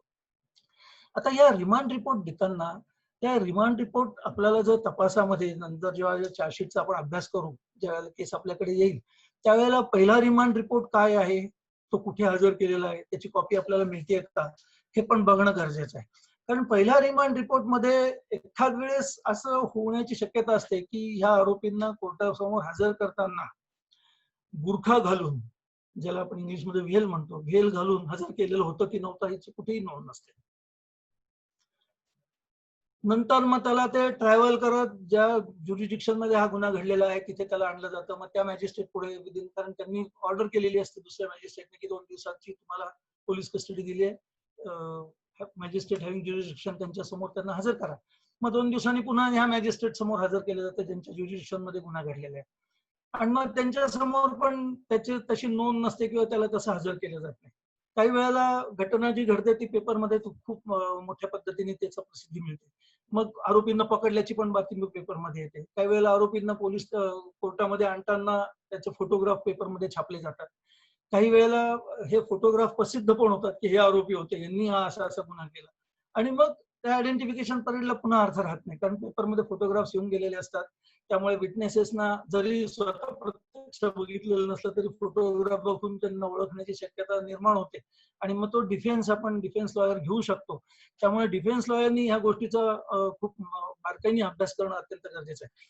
त्याचप्रमाणे हा जो डिले होतो, समजा 4 दिवसाचा डिले, 8 दिवसाचा डिले किंवा 10 दिवसाचा डिले, तर हा डिले प्रॉसिक्युशन एक्सप्लेन करू शकतंय का? काही वेळेला 3-3 महिन्यांनी टेस्ट आयडेंटिफिकेशन परेड घेतात. तोपर्यंत 10-12 वेळेला त्या आरोपींना कोर्टामध्ये आणलेलं असतं. सुरुवातीला 2-2, 3-3 दिवसाची पोलीस कस्टडी मिळते, मग मॅजिस्ट्रेट कस्टडी मिळाल्यानंतर दर 8-14 दिवसांनी किंवा 15 दिवसांनी आणलं जातं. प्रत्येक वेळेला पाहण्याची सगळ्यांना संधी असते, हातकड्या घालून आणलेलं असतं. त्यामुळे सगळ्यांना माहिती असतं की हेच ते आरोपी आहे.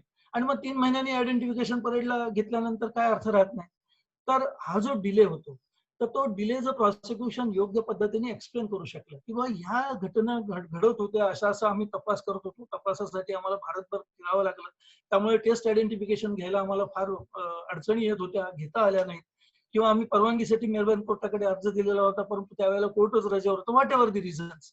तर ती अशी रिझन्स प्रॉसिक्युशनला देता आली for the delay for conducting the test identification parade, तर मग हा डिले फारसा महत्वाचा ठरत नाही.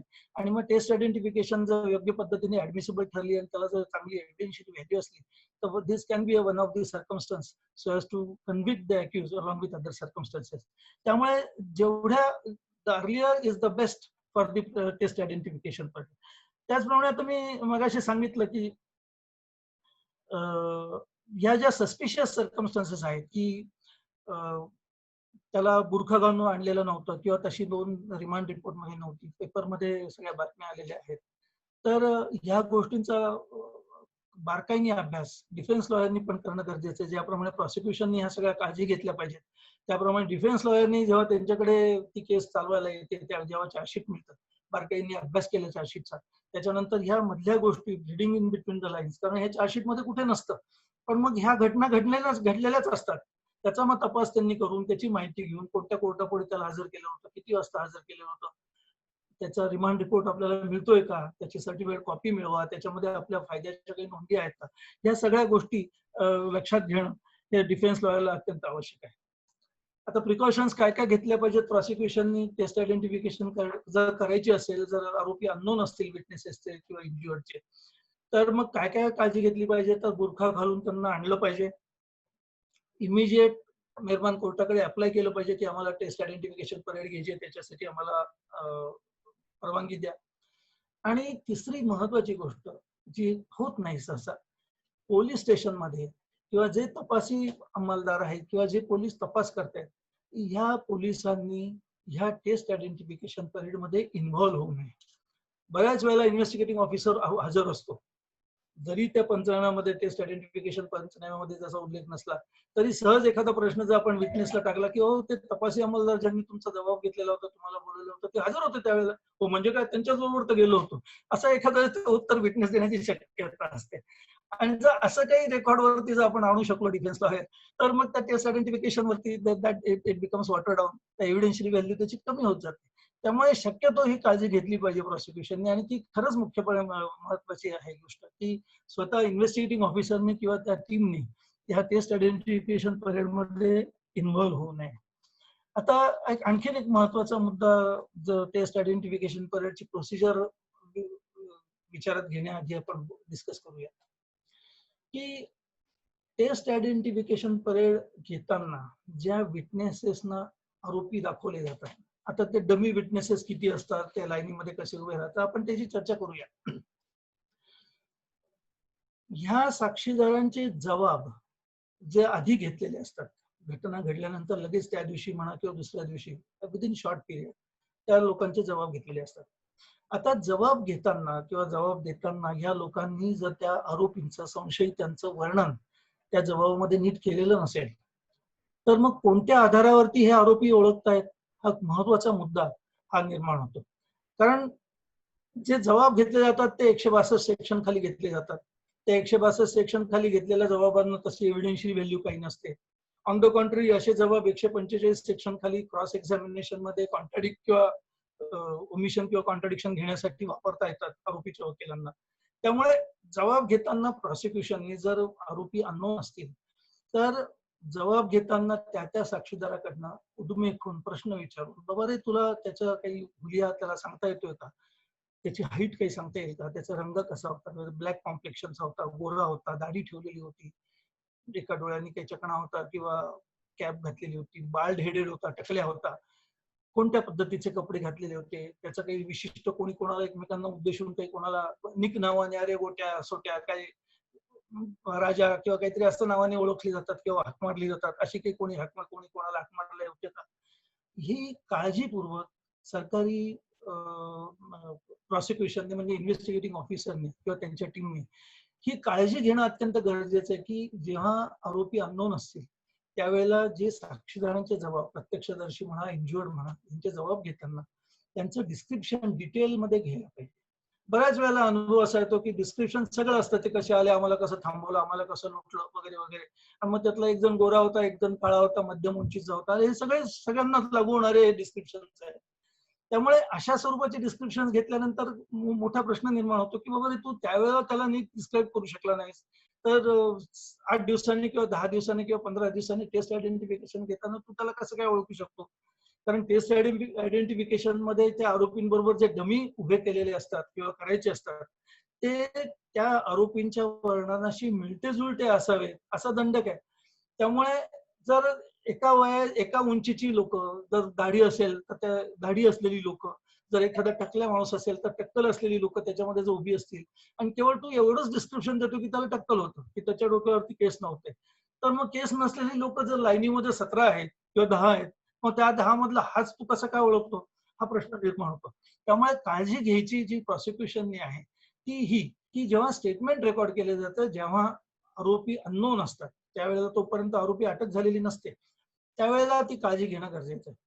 2-3 केसेसमध्ये असा अनुभव आला की सुरुवातीचं जे स्टेटमेंट घेतलं गेलं त्या स्टेटमेंटमध्ये असं डिस्क्रिप्शनच नव्हतं आणि मग मला वाटतं चुकी लक्षात आली आणि मग त्याचं सप्लिमेंटरी स्टेटमेंट घेण्यात आलं. आता सप्लिमेंटरी स्टेटमेंट साधारण 6-7 दिवसांनी घेतलं आणि आमच्या कर्मधर्म सहयोगाने त्या आरोपीच्या, या आमच्या केसमध्ये ज्याचं मी डिस्कशन करतोय त्याच्यामध्ये आरोपींना अटक झालेली होती. आता आरोपींना अटक झाल्यानंतर त्याचं साक्षीदाराचं सप्लिमेंटरी स्टेटमेंट घेतलं तर मग तो साक्षीदार त्याला डिस्क्रिप्शन करणारच आहे ना की तो आरोपी हा पोलीस स्टेशन मध्येच आहे, पोलीस स्टेशन मध्ये त्याचं सप्लिमेंटरी स्टेटमेंट रेकॉर्ड होत आहे. तर मग सप्लिमेंटरी स्टेटमेंट मध्ये त्याचा डिस्क्रिप्शन घेऊन आणि मग त्या डिस्क्रिप्शनच्या आधारावरती त्याला टेस्ट आयडेंटिफिकेशन मध्ये ओळखायचं, that does not appeal to the senses. आणि त्यामुळे असं प्रॉसिक्युशननी ह्या काळजी घेणं अत्यंत गरजेचं आहे. त्यामुळे 162 सेक्शन हा अशा स्टेटमेंट्सना पण लागू होतो. दुसरी गोष्ट, आयडेंटिफिकेशन करताना विटनेसनी जर त्याला ओळखले असेल, ओळखताना हाच तो माणूस आहे ज्याच्या हातामध्ये तलवार आहे. बघा आता हे स्टेटमेंट जर एक्झिक्युटिव्ह मॅजिस्ट्रेटने त्या पंचनाम्यामध्ये त्याचा उल्लेख केला की ह्या माणसाने ह्या माणसाला ओळखलं आणि ओळखताना मात्र तो असं म्हणाला की हा जो 3 नंबरला उभा आहे त्याच्या हातामध्ये तलवार होती आणि तो जो 7व्या नंबरला उभा आहे त्याच्या हातामध्ये चाकू होता का लाकडी दांडकं होतं, समथिंग लाईक. तर हे जे स्टेटमेंट आहे, whether this statement can be termed as a statement under section 162 आणि मग ह्या स्टेटमेंटचा त्या पंचनाम्यामध्ये ह्या स्टेटमेंटचा उल्लेख केलेला असेल तर त्या उल्लेख तो एव्हिडेन्शियरी व्हॅल्यू त्याला काय ह्या स्टेटमेंटला, कारण तो पंचनाम्यातला स्टेटमेंट आहे, मग त्या पंचनाम्यातल्या ह्या स्टेटमेंटला एव्हिडेन्शियरी व्हॅल्यू काय. माझी प्रामाणिकपणे मला असं वाटतं, माझा जो अभ्यास आहे त्याच्यावर मला म्हणावं असं वाटतं की ह्या स्टेटमेंटला तशी व्हॅल्यू नाही. ऑन द कॉन्ट्ररी हा जो स्टेटमेंट आहे हे स्टेटमेंट परत 145 सेक्शन खाली कॉन्ट्राडिक्शन साठी वापरता येईल असं मला प्रामाणिकपणे वाटतं. एका ठिकाणी मी एका केसमध्ये हे वापरलेलं पण आहे, कारण जेव्हा त्याचा जबाब झालेला होता पोलीस स्टेशनमध्ये सुरुवातीला त्यावेळेला एक जाडासा माणूस, त्याला दाढी होती, हाफचड्डी घातलेली होती आणि त्याच्या हातामध्ये तलवार, असं त्यांनी त्याचं वर्णन केलेलं होतं. आणि इथे मात्र ओळख परेडमध्ये ओळखताना तो उंच माणूस बारीक होता, त्याला दाढी नव्हती, काही नव्हतं, तो आता ओळखताना मात्र म्हणतो की याच्या हातात तलवार होती. तर नक्की तो माणूस कोण बघितला आणि तो ओळखतो कोण हा प्रश्न निर्माण झाला. त्यामुळे ह्या स्टेटमेंट्सला तसा अर्थ होत नाही. बऱ्याच वेळेला अशा स्टेटमेंट्सवरती प्रॉसिक्युशन कडनं बघितला जातो. त्यामुळे ही पण काही प्रॉसिक्युशनने घेतली पाहिजे आणि अशी काही स्टेटमेंट्स असतील तर त्याचा उपयोग डिफेन्सने कसा करून घ्यायला पाहिजे याचा डिफेन्सने पण विचार करणं गरजेचं आहे. त्यामुळे प्रिकॉशन्स काय काय घेतल्या पाहिजेत टेस्ट आयडेंटिफिकेशन करण्याआधी याचा आपण उहापोह केला. आता statement of the eye witness, मी मगाशी सांगितलं की स्टेटमेंट जे आपण घेतो ते कशा पद्धतीने वापरलेलं पाहिजे. आता बघा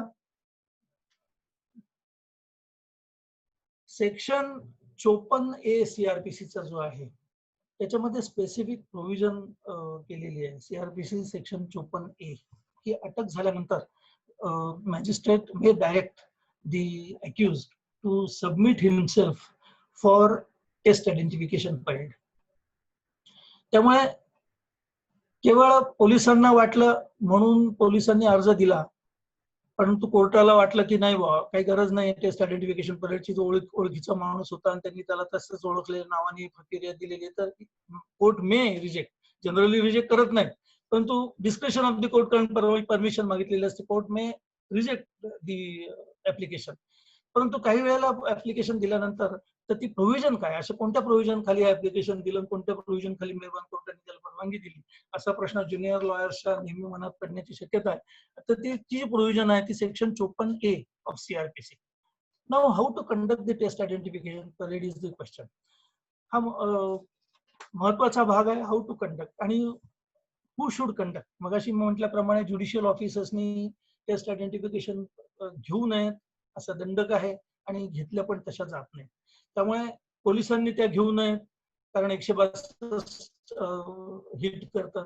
कारण हे स्टेटमेंट किंवा त्या पोलिसांच्या समोर जे काही घडलेलं आहे ते इनएडमिसिबल प्रकार होतो. त्यामुळे पोलिसांनी पण ते घेऊ नये. त्यामुळे कोणी घ्यायला, तर त्या एक्झिक्युटिव्ह मॅजिस्ट्रेट किंवा स्पेशल एक्झिक्युटिव्ह मॅजिस्ट्रेटची अपॉइंटमेंट एवढ्यासाठी केलेली असते आणि त्यांनी ह्या सगळ्या टेस्ट आयडेंटिफिकेशन परेड घेणं हे अत्यंत गरजेचं आहे. फक्त एक्झिक्युटिव्ह मॅजिस्ट्रेटनी घेतलं तर चालेल का, तर त्याच्यामध्ये ट्रान्सपरन्सी राहण्यासाठी म्हणून 2 पंचांच्या समक्ष हे टेस्ट आयडेंटिफिकेशन परेड घेणं अत्यंत महत्वाचं आहे. आता हे 2 पंच कोण असावेत, जे इंडिपेंडेंट असावेत, ज्यांचा त्या केसशी संदर्भ नाही, ज्यांना त्या केसमध्ये इंटरेस्ट नाही, अशा स्वरूपाचे हे 2 पंच असावेत. जनरली आता गेल्या 3-4 वर्षांपासून असं एक ट्रेंड आलेला आहे की जनरली सरकारी नोकरीमध्ये असणारी जी मंडळी आहेत त्यांना त्या हेड ऑफिसकडे ते अर्ज दिला जातो पोलिसांकडनं की तुमच्याकडचे 2 व्यक्ती आम्हाला पाठवाव्यात, ज्यांना आम्हाला पंच म्हणून ह्या केसमध्ये सहभागी करायचे आहे, मदत करायची आहे त्यांना. त्यामुळे त्यांना तर ते सरकारी नोकर असतात अशासाठी की शक्यतो ते मग जी काही घटना त्यांच्या समोर घडलेली आहे ते त्या घटनेव्यतिरिक्त दुसरं काही सांगत नाही. एरवी आपल्याला अनुभव असा आहे की आमच्या समोर असं काहीच घडलं नाही आणि पोलिसांनी आमच्या या पंचनाम्यांवरती पोलीस स्टेशनमध्ये बोलवून सह्या घेतल्या असं लोक म्हणण्याची शक्यता असते. परंतु सरकारी नोकर असल्यामुळे त्यांच्यावरती पण बंधनं असतात, त्यांनाही धोका असतो आपली नोकरी जाते की काय किंवा आपल्याला काही मेमो वगैरे मिळतो की काय, आणि त्यामुळे जी काही घटना घडलेली आहे त्याप्रमाणे ते सांगतील अशी अपेक्षा असते. त्यामुळे सरकारी नोकर शक्यतो हे पंच म्हणून घेतले जातात. मगाशी मी सांगितल्याप्रमाणे जरी इन्व्हेस्टिगेटिंग ऑफिसरनी किंवा त्यांच्या टीमनी कंडक्ट केलेली नसली तरी त्यांच्या प्रेझेन्स मध्ये सुद्धा ही कंडक्ट होऊ नये, किंवा कंडक्ट दुसरा कोणीतरी करतोय परंतु लांब एका कोपऱ्यामध्ये ती लोक उभी आहेत असं पण होऊ नये. असं कुठला पुरावा रेकॉर्डवरती येणार नाही याची काळजी सरकारी प्रॉसिक्युशन इन्व्हेस्टिगेशन करताना घेतली पाहिजे. कुठे घ्यावी, तर जनरली मॅजिस्ट्रियल कस्टडीमध्ये हे आरोपी असतात. असं काही दंडक नाही की ते कस्टडीमध्येच असले पाहिजेत. एखाद्या जामिनावर सुटलेल्या आरोपीची पण टेस्ट आयडेंटिफिकेशन परेड घेण्याचा अर्ज सरकारी प्रॉसिक्युशन देऊ शकतात आणि court may permit the test identification parade. पण त्याला व्हॅल्यू किती आहे, कारण तो जामिनावर सुटलेला आहे, इकडे तिकडे फिरतोय, घरी राहतोय, कोर्टामध्ये तारखांना हजर होतोय आणि त्याला साक्षीदारांनी बघण्याची सगळी शक्यता निर्माण आहे. त्यामुळे साक्षीदार त्याला बघून आता टेस्ट आयडेंटिफिकेशन मध्ये ओळखतात, परंतु तरी सुद्धा केवळ त्या कस्टडीत असतानाच टेस्ट आयडेंटिफिकेशन परेड घेतली पाहिजे असा दंडक नाही, तर जामिनावर सुटल्यानंतर सुद्धा टेस्ट आयडेंटिफिकेशन कंडक्ट करण्याची परवानगी इन्व्हेस्टिगेटिंग ऑफिसर कोर्टाकडे मागू शकतात. त्यामुळे जामिनावर सुटलेला असेल किंवा जामिनावर सुटलेला नसेल, तो मॅजिस्ट्रियल कस्टडीमध्ये असेल किंवा पोलीस कस्टडीमध्ये असेल, परंतु अशा लोकांची टेस्ट आयडेंटिफिकेशन परेड कुठे घ्यायची हा प्रश्न निर्माण होतो. मगाशी सांगितल्याप्रमाणे पोलीस स्टेशनच्या आवारामध्ये ही टेस्ट आयडेंटिफिकेशन परेड घेऊ नये, पोलीस स्टेशन मध्ये सुद्धा घेऊ नये, कारण परत 162 सेक्शन इथे अप्लाय होतो. कारण त्या विटनेसेस पोलिसांच्या उपस्थितीत असतात, त्यांना विटनेसेसच्या पोलिसांच्या उपस्थितीत काहीतरी उत्तरं देतात, त्यांच्या समोर ते काहीतरी स्टेटमेंट करून त्या आरोपीला ओळखतात. त्यामुळे त्याला ऍडमिसिबिलिटी किती आहे अशा सगळ्या प्रकाराला. त्यामुळे जर सेंट्रल जेलमध्ये जिथे कुठे मॅजिस्ट्रियल कस्टडीमध्ये हा आरोपी असेल अशा ठिकाणी एखाद्या क्लोज्ड प्लेसमध्ये ही टेस्ट आयडेंटिफिकेशन परेड घेणं ही आवश्यक आहे. मग त्याच्यासाठी ह्याच्यामध्ये कशासाठी अशा क्लोज प्लेसमध्ये घ्यायला पाहिजे, कारण टेस्ट आयडेंटिफिकेशन परेड घेताना जी काही वेळ ठरवलेली असते, जागा ठरवलेली असते, तारीख ठरवलेली असते, त्या तारखेला त्याला ओळखणारे विटनेसेस पण तिथे आलेले असतात. आणि त्यामुळे परेड सुरू होण्याआधीच जर साक्षीदार आणि आरोपी एकमेकांबरोबर असतील किंवा एकमेकांच्या समोर बसलेले असतील तर मग त्या परेडला पण काही अर्थ राहत नाही. त्यामुळे ओळख परेड होण्याआधी साक्षीदार आरोपींना बघणार नाहीत, त्या आरोपी त्यांना दिसणार नाहीत. परेडमध्ये किंवा त्या लाईन मध्ये उभं करेपर्यंत विटनेसेसना ते दिसणार नाहीत अशी काळजी प्रॉसिक्युशनने घेतली पाहिजे ओळख परेड घेताना. किंवा ओळख परेड घेणारे जे एक्झिक्युटिव्ह मॅजिस्ट्रेट आहेत त्यांनी ही काळजी घेणं गरजेचं आहे. आता याच्यासाठी ज्या गाईडलाईन्स आहेत त्या गाईडलाईन्स आपल्या बॉम्बे हायकोर्टाचं जे हायकोर्ट ऑफ ज्युडिकेचरचं जे क्रिमिनल मॅन्युअल आहे, आता क्रिमिनल मॅन्युअल हा शब्द हल्ली फार सर्रास वापरला जातो, कारण 3-in-1 ला सुद्धा क्रिमिनल मॅन्युअल म्हणून संबोधलं जातं किंवा नाव पण हेडिंग दिले जातं. तर ते क्रिमिनल मॅन्युअल इथे अपेक्षित नाही. ते बॉम्बे हायकोर्टाचं जे क्रिमिनल मॅन्युअल असतात त्या क्रिमिनल मॅन्युअल मध्ये गाईडलाईन्स दिलेल्या आहेत, कशी टेस्ट आयडेंटिफिकेशन कंडक्ट केली पाहिजे त्याच्या गाईडलाईन्स त्याच्यामध्ये दिलेल्या आहेत. त्या गाईडलाईन्स मला माझे सर्वांना विनंती आवाहन आहे की हे लेक्चर झाल्यानंतर त्यांनी क्रिमिनल मॅन्युअल बघून त्याच्यामधल्या गाईडलाईन्स बघाव्यात, जेणेकरून आणखीन चांगल्या पद्धतीने हा प्रकार त्यांना समजेल. त्याचप्रमाणे गव्हर्नमेंट ऑफ महाराष्ट्राचं एक सर्क्युलर आहे होम डिपार्टमेंटचं. ते सर्क्युलर आहे, त्याचा जर आपल्याकडे पेन आणि पेन्सिल असेल तर ते सर्क्युलरचा नंबर लिहून घ्या. PRO 2460/16653 Roman 9. PRO 2460/16653 Roman 9 dated 16/8/1963. हे होम डिपार्टमेंटचं सर्क्युलर आहे गव्हर्नमेंट ऑफ महाराष्ट्र, आणि त्याच्यामध्ये सुद्धा गाईडलाईन्स दिलेल्या आहेत की टेस्ट आयडेंटिफिकेशन कोणी भरवावी, कशी भरवावी, कोणत्या पद्धतीने ती भरवावी, त्याचा जो पंचनामा असतो किंवा तो फॉर्मॅट असतो तो कोणत्या पद्धतीने त्यांनी तो भरावा, त्याचे सगळे गाईडलाईन्स त्याच्यामध्ये दिलेले आहेत. मगाशी मी म्हटल्याप्रमाणे एक्झिक्युटिव्ह मॅजिस्ट्रेट किंवा स्पेशल एक्झिक्युटिव्ह मॅजिस्ट्रेट या टेस्ट आयडेंटिफिकेशन जनरली घेतात. कन्सर्न आयो किंवा पोलीस त्या तिथे हजर नसावेत, त्यांच्या देखरेखीखाली टेस्ट आयडेंटिफिकेशन घेतली जाऊ नये, अशा प्रिकॉशन सुरुवातीला घेतल्या पाहिजेत. आता काही वेळेला एक आरोपी असतो, 2 आरोपी असतात किंवा 4 आरोपी असतात ज्यांना ओळखायचे असतात. तर मग ह्या परेडमध्ये एकदम 4 आरोपी उभे करायचे का 2 आरोपी उभे करायचे, तर त्याला सुद्धा गाईडलाईन्स क्रिमिनल मॅन्युअल मध्ये दिलेल्या आहे. तर एका परेडमध्ये कमीत कमी 2 आरोपींना उभं करावं. त्या परेडमध्ये ह्या 2 आरोपींव्यतिरिक्त कमीत कमी 8 डमी पर्सन्स असावेत. 2 पेक्षा जास्त जर आरोपी उभे करायचे असतील तर 10 ते 12 डमी पर्सन्स त्याच्यामध्ये असावेत. अशा स्वरूपाच्या गाईडलाईन्स इथे आहेत. काही वेळेला 6 आणि 7 लोकांमध्ये 1 किंवा 2 आरोपी उभे करतात. अशा वेळेला त्या आरोपींना एक तर ओळखणं सोपं जातं, किंवा जे डमी लोक असतात ते आरोपीच्या वर्णनाशी मिळते जुळते नसतात.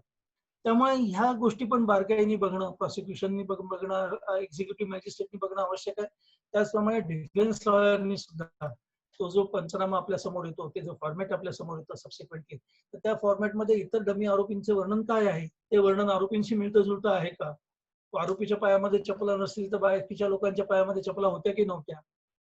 आरोपीच्या डोक्यावरती केस नसतील तर बाकीचे केस नसलेले आरोपी उभे केले होते की नव्हते? मग आरोपीने जर टोपी घातलेली असेल, कारण परेडमध्ये उभं करताना आरोपीला सांगितलं जातं की बाबा रे तुला काही कपडे बदलायचे आहेत का, दुसरे कपडे तुला काही घालायचे आहेत का, कारण शक्यता असते, आरोपींच्याही मनात भीती असते की अरे आपण टेस्ट आयडेंटिफिकेशन घेत आहेत आणि मग अशी मात्र तिथे 7-8-10 लोक उभी होती आणि एक जण आपल्याकडे बोट दाखवून कोणाला तरी काहीतरी दाखवत होता.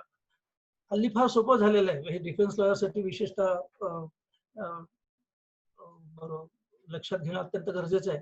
मोबाईलला हल्ली कॅमेरे सर्रास आहेत, प्रत्येक मोबाईलला कॅमेरे असतात. प्रत्येक इन्व्हेस्टिगेटिंग ऑफिसरकडे आणि इन्व्हेस्टिगेशनच्या टीम मधल्या मेंबर्सकडे मोबाईल्स असतात. त्यामुळे नॉट नेसेसरी की त्यांचे फोटो पेपरमध्ये छापून आले पाहिजे किंवा ते टीव्हीवर दिसले पाहिजे. मोबाईलमध्ये फोटो घ्यायचे नंतर विटनेसना दाखवायचे फार सोपं होतं. आता हे सिद्ध करणं अवघड आहे, परंतु किती सोपं आहे बघा ते. त्यामुळे ह्या टेस्ट आयडेंटिफिकेशन परेडला कितपत अर्थ राहिलेला आहे हा एक महत्वाचा मुद्दा आर्ग्युमेंट करू शकतात आपले डिफेन्स लॉयर जे आता पुढे प्रॅक्टिसमध्ये उतरणार आहेत.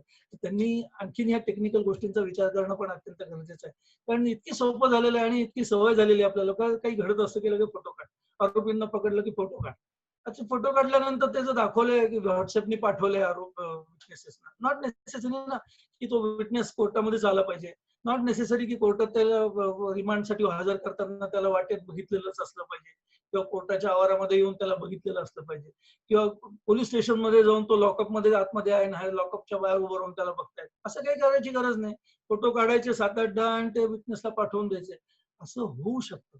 त्यामुळे ही पॉसिबिलिटी क्रॉस एक्झामिनेशन करताना जर डिफेन्स लॉयरनी एक्सप्लोर केली इन्व्हेस्टिगेटिंग ऑफिसरला किंवा तुमचे जे विटनेसेस जो एक्झिक्युटिव्ह मॅजिस्ट्रेट आहे किंवा तो पंच आहेत त्यांना जर विचारलं की का रे बाबा की तू असं की तू त्या आरोपींना विचारलंस का हे सगळं घडण्याच्या आधी, किंवा विटनेसेसना विचारलंस का की तुमच्याकडे मोबाईल आहे का, त्या मोबाईलमध्ये तो अँड्रॉइड आहे का, फोटो आणि व्हॉट्सअपची त्याच्यामध्ये फॅसिलिटी आहे का.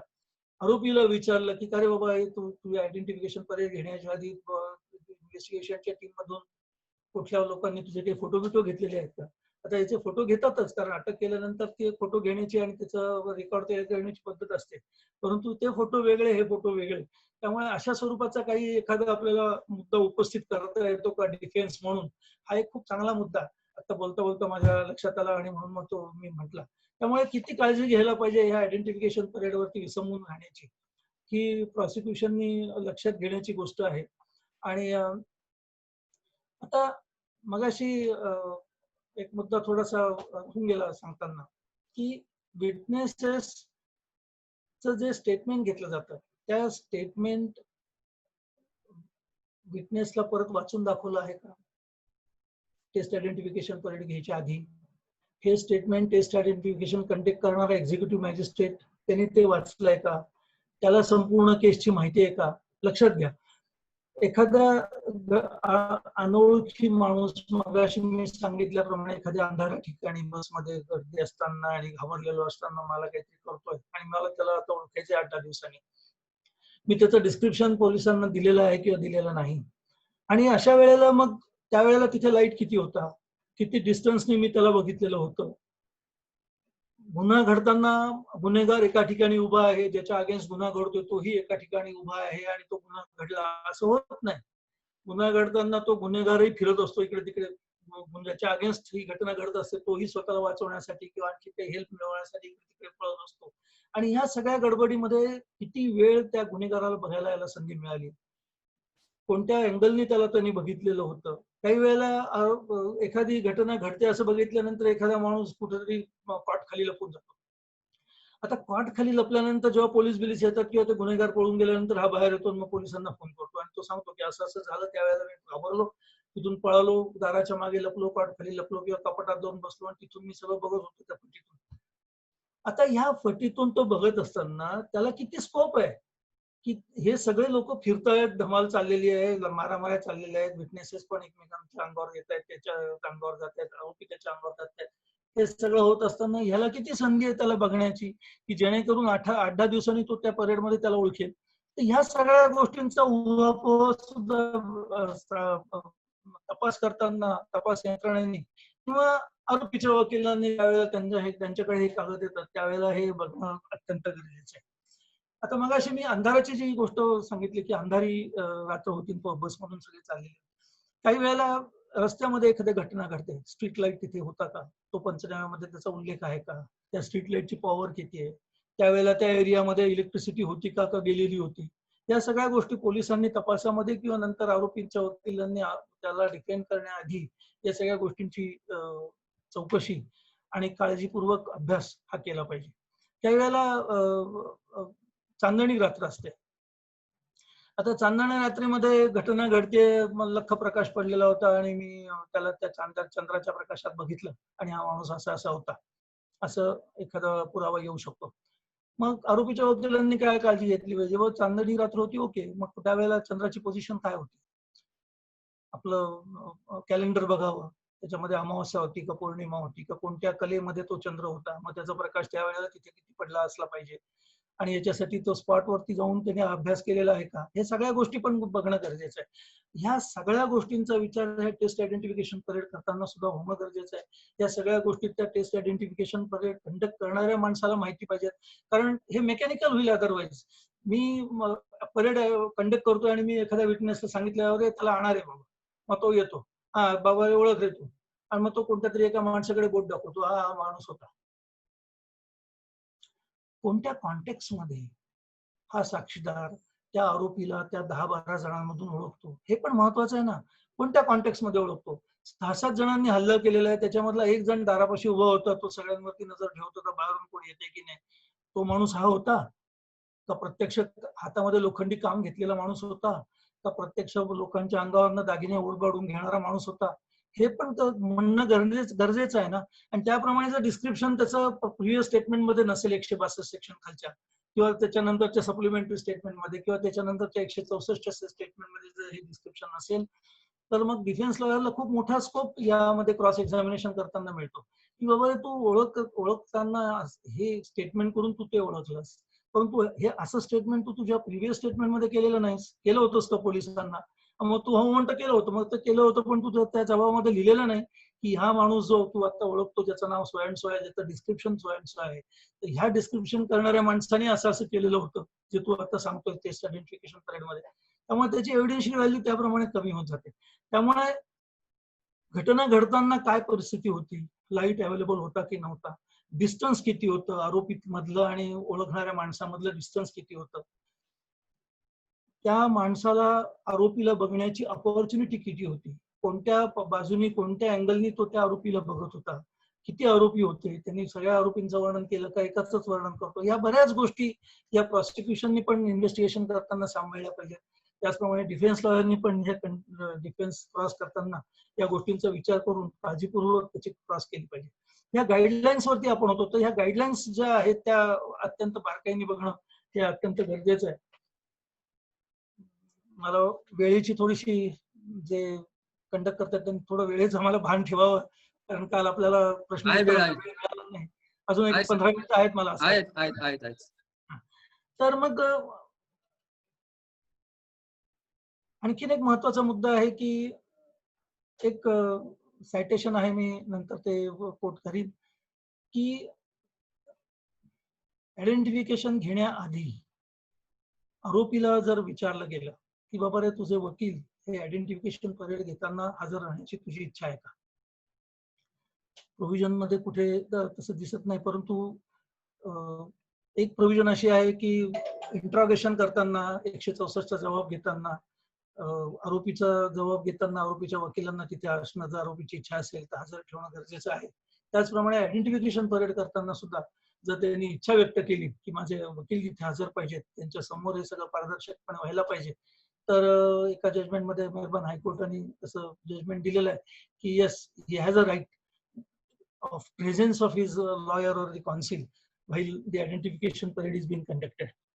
त्यामुळे एकामागोमाग एक जेव्हा साक्षीदार येऊन आयडेंटिफिकेशन करत असतात त्यावेळेला प्रत्येक साक्षीदारांनी कोणत्या पद्धतीने आयडेंटिफिकेशन केलं, आयडेंटिफिकेशन करताना त्या साक्षीदाराची मनस्थिती काय होती, तो घाबरलेला होता का, तो त्यांनी एकदा एकाकडे बोट दाखवलं, मग त्यांनी दुसऱ्याकडे बोट दाखवलं, नंतर सांगितलं की ह्या सगळ्या मायन्यूट गोष्टी ह्या त्या आयडेंटिफिकेशन पंचनाम्यामध्ये लिहायला पाहिजेत एक्झिक्युटिव्ह मॅजिस्ट्रेट, कारण ही इज इंडिपेंडंट पर्सन. त्याला इन्व्हेस्टिगेशनची किंवा आरोपीला शिक्षा होईल की शिक्षा होणार नाही याच्याशी त्याला काही घेणं देणं नसायला पाहिजे, नसावं, परंतु त्यांनी हे बारकाईने पारदर्शकपणे घेतलं पाहिजे की ह्या आरोपीने पहिल्या 2 लोकांना ओळखलं, नंतर मात्र तो सांगतोय की नाही नाही नाही हे नव्हते, हे शेवटी 2 जण जे उभे होते तेच आहे. तर ही नोंद त्यांनी तिथे घेतली पाहिजे, कारण ह्याला एव्हिडेन्शियली व्हॅल्यू आहे की हा माणूस ही वॉज डाऊटफुल. त्यांनी आधी दोघांना ओळखलं, ते कोणत्या बेसिसवर ओळखलं ते तो सांगत नाही, नंतर दोघांना ओळखलं, मग ते तरी कोणत्या बेसिसवर ओळखलं तेही तोच सांगत नाही. असं आपल्याला जर आर्ग्युमेंट नंतर ऍडव्हान्स करायचं असेल तर ह्या गोष्टीची नोंद होणं या पंचनाम्यामध्ये हे अत्यंत आवश्यक आहे. त्यामुळे एकामागोमाग एक ज्या वेळेला विटनेसेस बोलवले जातात त्यावेळेला ह्या गोष्टींची बारकाईने नोंद होते की नाही हे एक्झिक्युटिव्ह मॅजिस्ट्रेटने बघणं गरजेचं आहे. तशा सूचना इन्व्हेस्टिगेटिंग ऑफिसरनी एक्झिक्युटिव्ह मॅजिस्ट्रेटला देणं हे पण गरजेचं आहे की बाबा तू पारदर्शकपणे हे नोंद घे. असं व्हायला नको की बाबा कुठल्या तरी दडपणाखाली यांनी लोकांना ओळखलं आणि मग ते बिचारे ज्यांनी गुन्हा खरंच केलेला नाही त्यांना आयडेंटिफाय केले म्हणून ते आता आरोपी म्हणून पिंजऱ्यामध्ये उभे आहेत आणि प्रत्यक्ष गुन्हा करणारे मात्र स्पॉट फ्री बाहेर फिरतायत. असं व्हायला नको, ही पण काळजी सरकारी पक्षांनी इन्व्हेस्टिगेशन करताना घेतली पाहिजे.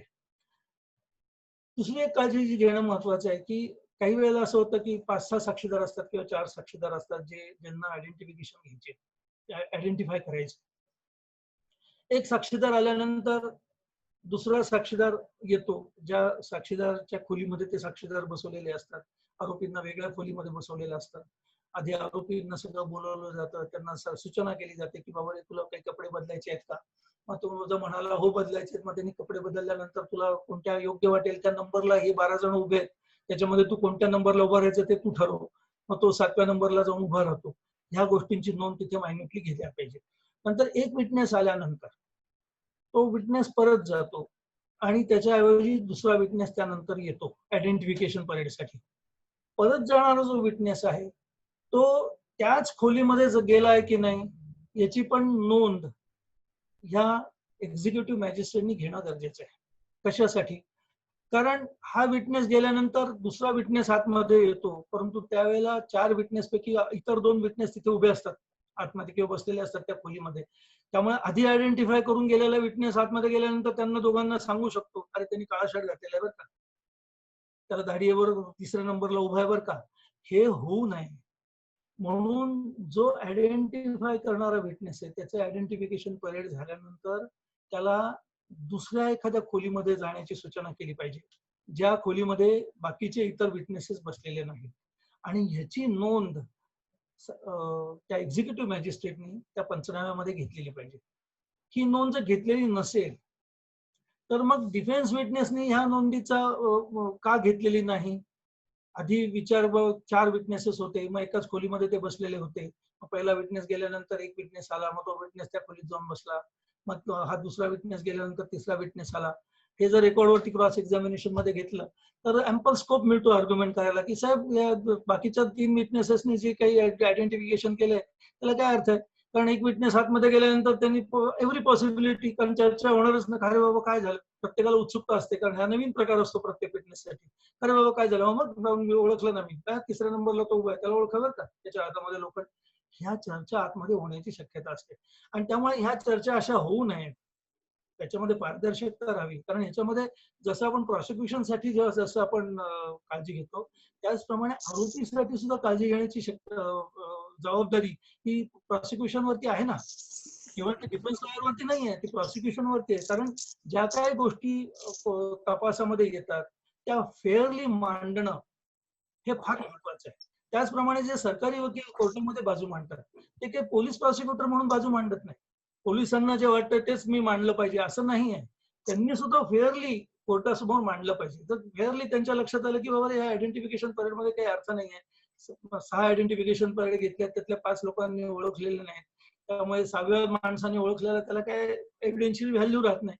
सो मोठ्या मुलांनी किंवा हे सगळं मेन्शन करून अर्जामध्ये जर त्यांनी अर्ज दिला किंवा आयडेंटिफिकेशन परेड जरी असली तरी ह्याच्या फॅक्ट्स अशा असल्यामुळे त्याला काही फार एव्हिडेन्शियल व्हॅल्यू नाही, त्यामुळे मेहरबान कोर्टाचा वेळ वाचवण्यासाठी मग मी काही हे साक्षात घेत नाही असं म्हटल्याने काही बिघडत नाही असं मला वाटतं. याच्यामध्ये पारदर्शकता आहे, फेअरनेस आहे, परंतु असा फेअर फार सेल्डमली बघितला जातो फेअरनेस. त्यामुळे काही सरकारी वकील मात्र नक्की आहेत असे की आता खरं तर नाव घ्यायला पाहिजे पण ते घेत नाही, कारण माझं नाव घेतलं नाही असं पण व्हायला नको. पण काही सरकारी वकील मात्र खूप फेअरली बाजू मांडतात, परंतु काही लोक जरा आरोपीला शिक्षाच कशी होईल अशा पद्धतीनेच बाजू मांडली जाते. त्यामुळे मला असं वाटतं की हे आयडेंटिफिकेशन परेड हा खूप महत्वाचा पुरावा आहे. निर्माण हायकोर्ट किंवा निर्माण सुप्रीम कोर्टाने अनेक केसेसमध्ये असं जजमेंट दिलेली आहेत की केवळ आयडेंटिफिकेशन परेड झाला आणि आयडेंटिफिकेशन परेड मध्ये सुद्धा ओळखलं आणि कोर्ट हॉलमध्ये सुद्धा ओळखलं आणि म्हणून ते दोन्ही एकमेकांना कोरॅबोरेट होत आहेत आणि म्हणून शिक्षा, असं होऊ शकत नाही. तर ह्याला कोरॅबोरेटिव्ह जर अदर सर्कमस्टन्सेस असतील, आय विटनेसेस पण असतील, इतरही बाकीच्या लोक अनोळखी आहेत, बाकी काही दोघांना ओळखत आहेत, तर ह्या सगळ्या अशा सर्कमस्टन्सेस क्लास इन थेअरी आहे किंवा रिकव्हरी पंचनामाज आहेत, असे सगळे जर अगदी सर्कमस्टन्सेस जोडीला असतील, कोरॅबोरेटिव्ह पीस ऑफ एव्हिडन्स असते, तर मग आयडेंटिफिकेशन परेड आणि ओळखणं कोर्टामध्ये दोन्ही गोष्टी खूप महत्वाच्या ठरतात. मला असं वाटतं की आपण इथे आता थोडंसं थांबावं. कोणाला काही प्रश्न असतील तर ह्या 3 मुद्द्यांवरती किंवा कालच्या सुद्धा लेक्चरवरती काही प्रश्न कोणाला विचारायचे असतील तर मी तिरके वकील साहेबांना विनंती करतो, त्याचप्रमाणे कायदेही वकील साहेबांना विनंती करतो की त्यांनी काही प्रश्न कोणाचे तुमच्याकडे आले असतील तर त्यांनी ते विचारावे. मी माझ्या पद्धतीने त्यांना काही प्रयत्न करतो उत्तर देण्याचा. चार्ट आता ओपन केलेला आहे क्वेश्चन अँड आन्सर साठी. ओके, ज्यांना प्रश्न विचारायचे त्यांनी चार्टच्या माध्यमातून विचारावेत. एक प्रश्न आहे, sir whether identification parade should be conducted in hit and run cases, section 304A IPC. नक्की कंडक्ट करता येईल ना. हिट अँड रन केसेस मध्ये काय होतं की ऍक्सिडेंट झाला तर तो ऍक्सिडेंट करणारा व्हेकल किंवा तो ड्रायव्हर तिथे थांबत नाही, पळून जातो, किंवा परंतु ऍक्सिडेंट होताना मोठा काहीतरी आवाज होतो किंवा तो ज्याला ते जखम झालेले असते ते मोठ्याने ओरडतो, खाली विवळत पडतो आणि हे सगळं तो ज्या डायरेक्शन मध्ये ती व्हेकल चाललेला आहे, पळून चाललेला आहे, त्या डायरेक्शन मध्ये पुढे 50 किंवा 100 फुटावरती कोणीतरी उभं असतं, तो त्या व्हेकलला पास होताना त्या व्हेकल मधला एखादा माणूस तो ड्रायव्हर बघतो. तर अशी जर घटना किंवा सर्कमस्टन्स असेल आणि असा एखादा विटनेस मिळाला आणि त्यांनी जर स्टेटमेंट केलं की सर आम्ही त्याला पळून जाताना बघितल्यानंतर आम्ही पुढे होतो पुढच्या बाजूला, परंतु तिथे ऍक्सिडेंट झाल्याचा तो आवाज ऐकून आम्ही तिकडे बघायला लागलो, त्यावेळेला ती जोरात व्हेकल आली आणि जाताना मात्र आम्ही त्याला बघितलं तर चष्मा घातलेला होता, काळे केस होते आणि काळं कॉम्प्लेक्शन होतं वगैरे वगैरे, आम्ही त्याला ओळखू शकतो. तर अशा स्वरूपाच्या केसेसमध्ये आयडेंटिफिकेशन परेड घेणं गरजेचं आहे. पुढचा प्रश्न आहे, what is the importance of suggestions in cross examination? Suggestions देताना काही वेळेला आपली जे डिफेन्स असतो तो डिफेन्स लक्षात घेऊन किंवा डोक्यात घेऊन सजेशन्स दिली जातात. आता एक रिसेंटली आहे, तुम्हाला पटकन ते जजमेंट सांगता येणार नाही, परंतु रिसेंटली या गेल्या 4-6 महिन्यापूर्वी एक केस अशी आलेली आहे की सजेशन दिलं म्हणून ती केस आरोपींची आहे असं धरलं जात नाही. सजेशन देऊ नये असं मला वाटतं, कारण सजेशन म्हणजे काय की बाबा रे असं झालं होतं ना, असं पॉझिटिव्ह प्रश्न विचारला जातो त्याला आपण सजेशन म्हणतो. पण हेच विचारण्याऐवजी की असं झालं होतं का, असं झालं होतं का, अशा स्वरूपाचा तो प्रश्न फ्रेम करता आला तर मग ते सजेशनच्या स्वरूपात तो प्रश्न येत नाही. पण तुम्हाला जे इंटेन्शन असतं प्रश्न विचारण्याचं आणि उत्तर तुम्हाला जे अपेक्षित असतं ते उत्तर येतं की काय याचा आपल्याला अंदाज येतो. परंतु सजेशन देणं टाळावं असं माझं मत. निफाडे मॅडम, तुमचा माईक म्यूट ठेवावा. Next question is identification of the accused first time. Hello Nifade madam, please तुमचा माईक म्यूट ठेवा. Next question is, sir, that identification of the accused first time in the court, what evidential value in the TI parade not conducted by the IO? मगाशी मी सांगितल्याप्रमाणे जर unknown आरोपी असेल आणि त्याचं जर टेस्ट आयडेंटिफिकेशन परेड घेतलेली नसेल आणि वर्षभराने 2 वर्षांनी जेव्हा केस चालेल त्यावेळेला जेव्हा विटनेस बॉक्स मध्ये येतो त्यावेळेला त्यांनी कोर्ट हॉलमध्ये हो हाच आरोपी होता असं ओळखलं तर त्याला एव्हिडेन्शियल व्हॅल्यू नाही असं म्हणता येणार नाही. परंतु त्या आयडेंटिफिकेशनला किती वजन द्यायचं, किती व्हॅल्यू द्यायची हा महत्वाचा मुद्दा असतो. इतर जर सर्कमस्टान्सेस असतील सपोर्टिंग करोबरेटिव्ह पीस ऑफ एव्हिडन्स, इतर अनेक गोष्टी असतील सपोर्टिंग प्रॉसिक्युशनच्या, तर त्याला एक सपोर्टिंग म्हणून कोर्टामध्ये सुद्धा त्या आरोपीला ओळखलेलं होतं या विटनेसने, हा एक सपोर्टिंग सर्कमस्टन्स होऊ शकतो. परंतु इतर गोष्टी नाही आहेत अवेलेबल आणि कोर्टामध्ये मात्र 2 वर्षांनी पहिल्यांदा तो आरोपीला जर ओळखत असेल तर त्या एव्हिडन्सला काही तशी फारशी व्हॅल्यू नाही. So next question is that they are asking about the commentaries or books which you will suggest on Evidence Act. अनेक पब्लिकेशनची पुस्तकं बाजारामध्ये उपलब्ध आहेत, परंतु मला असं वाटतं की माझा अनुभव मी सांगतो केवळ, जेव्हा आपण हे कॉमेंट्रीज विकत घ्यायला जातो त्यावेळेला त्याच्यावरती लिहिलेलं असतं की 1950 पासून आहे. आता नवीन वकिलांनी एखादी कॉमेंट्री रिसेंट घेतली तर त्यांनी त्याच्यात बघणं गरजेचं आहे कुठली कॉमेंट्री कुठल्याही पब्लिकेशनची घेण्याआधी पानं उलगडून, आता एखादा सेक्शन त्यांना माहिती आहे किंवा एखादी सेक्शनची केस त्यांच्या हाताखालून गेलेली आहे असं जर असेल तर त्या सेक्शनचं ती पानं उघडून त्यातली कॉमेंट्री उभ्या का होईना किंवा तिथे 5 मिनिटं बसून वाचावी. त्या कॉमेंट्रीमध्ये कोणती सायटेशन साईट केलेली आहेत ती कोणती आहेत ती बघावी. शक्यतो समजा 2020चं ते पब्लिकेशन असेल तर त्याच्यामध्ये माझा अनुभव असा आहे की त्याच्यामध्ये 2015 पर्यंत सगळ्या सायटेशन्स किंवा हे असतात आणि नंतर काहीतरी वानगी दाखल म्हणून 2017ची असते, 2019ची असते आणि एखादी 2020ची पण असते. तर अशी पब्लिकेशन जी असतात त्याच्यामध्ये रिपिटेशन्स खूप असतात. त्यामुळे शक्यतो असं बघून घ्यावं, पब्लिकेशन कुठलंही असेल कॉमेंट्री शक्यतो असं बघून घ्यावं की ज्याच्यामध्ये रिसेंट केस लॉज आहेत. नॉट नेसेसरीली की पब्लिश झालंय 2020 मध्ये, समजा जानेवारीमध्ये पब्लिश झालंय तर 2020च्या सायटेशन्स येणार नाही, परंतु जानेवारी 2020 मध्ये जे पब्लिश होतं पुस्तक त्याच्यामध्ये एक्सपेक्टेड असं आहे की निदान जून जुलै ऑगस्ट 2019 पर्यंतचे सायटेशन्स असायला पाहिजेत, असं एक अपेक्षा धरायला हरकत नाही. आणि असं जर पुस्तक आपल्याला जर मिळालं कॉमेंट्रीचं तर ते जरूर घ्यावं.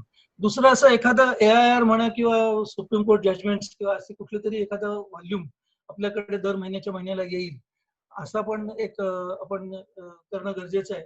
आणि ते नंतर वाचू असं न करता ते आल्यानंतर तेच पहिले चालणं आणि मग आपल्या इंटरेस्टचं, समजा क्रिमिनल प्रॅक्टिस तुम्ही करत असाल किंवा सिव्हिल प्रॅक्टिस करत असाल, त्याप्रमाणे आपल्या इंटरेस्टच्या काय काय केसेस आहेत त्या एकदा डोळ्याखालून घालणं, त्यातल्या महत्वाच्या केसेस असतील तर त्याच्या आपल्या डायरीमध्ये नोट्स घेणं हे अत्यंत गरजेचं आहे. कारण अशा नोट्स घेतल्यानंतर असं लक्षात येतं, माझा तरी अनुभव असा आहे की 6-7 महिन्यानंतर किंवा 2 वर्षांनी जेव्हा एखादी केस माझ्याकडे फॅक्ट्स वाचायला लागतो मी, त्यावेळेला लक्षात एकदम आठवतं, अरे आपण हे कुठेतरी वाचलंय बरं का, ह्या मुद्द्यावरती कुठलीतरी केस साईट झालेली आणि आपण त्याच्या नोट्सही घेतलेल्या आहेत.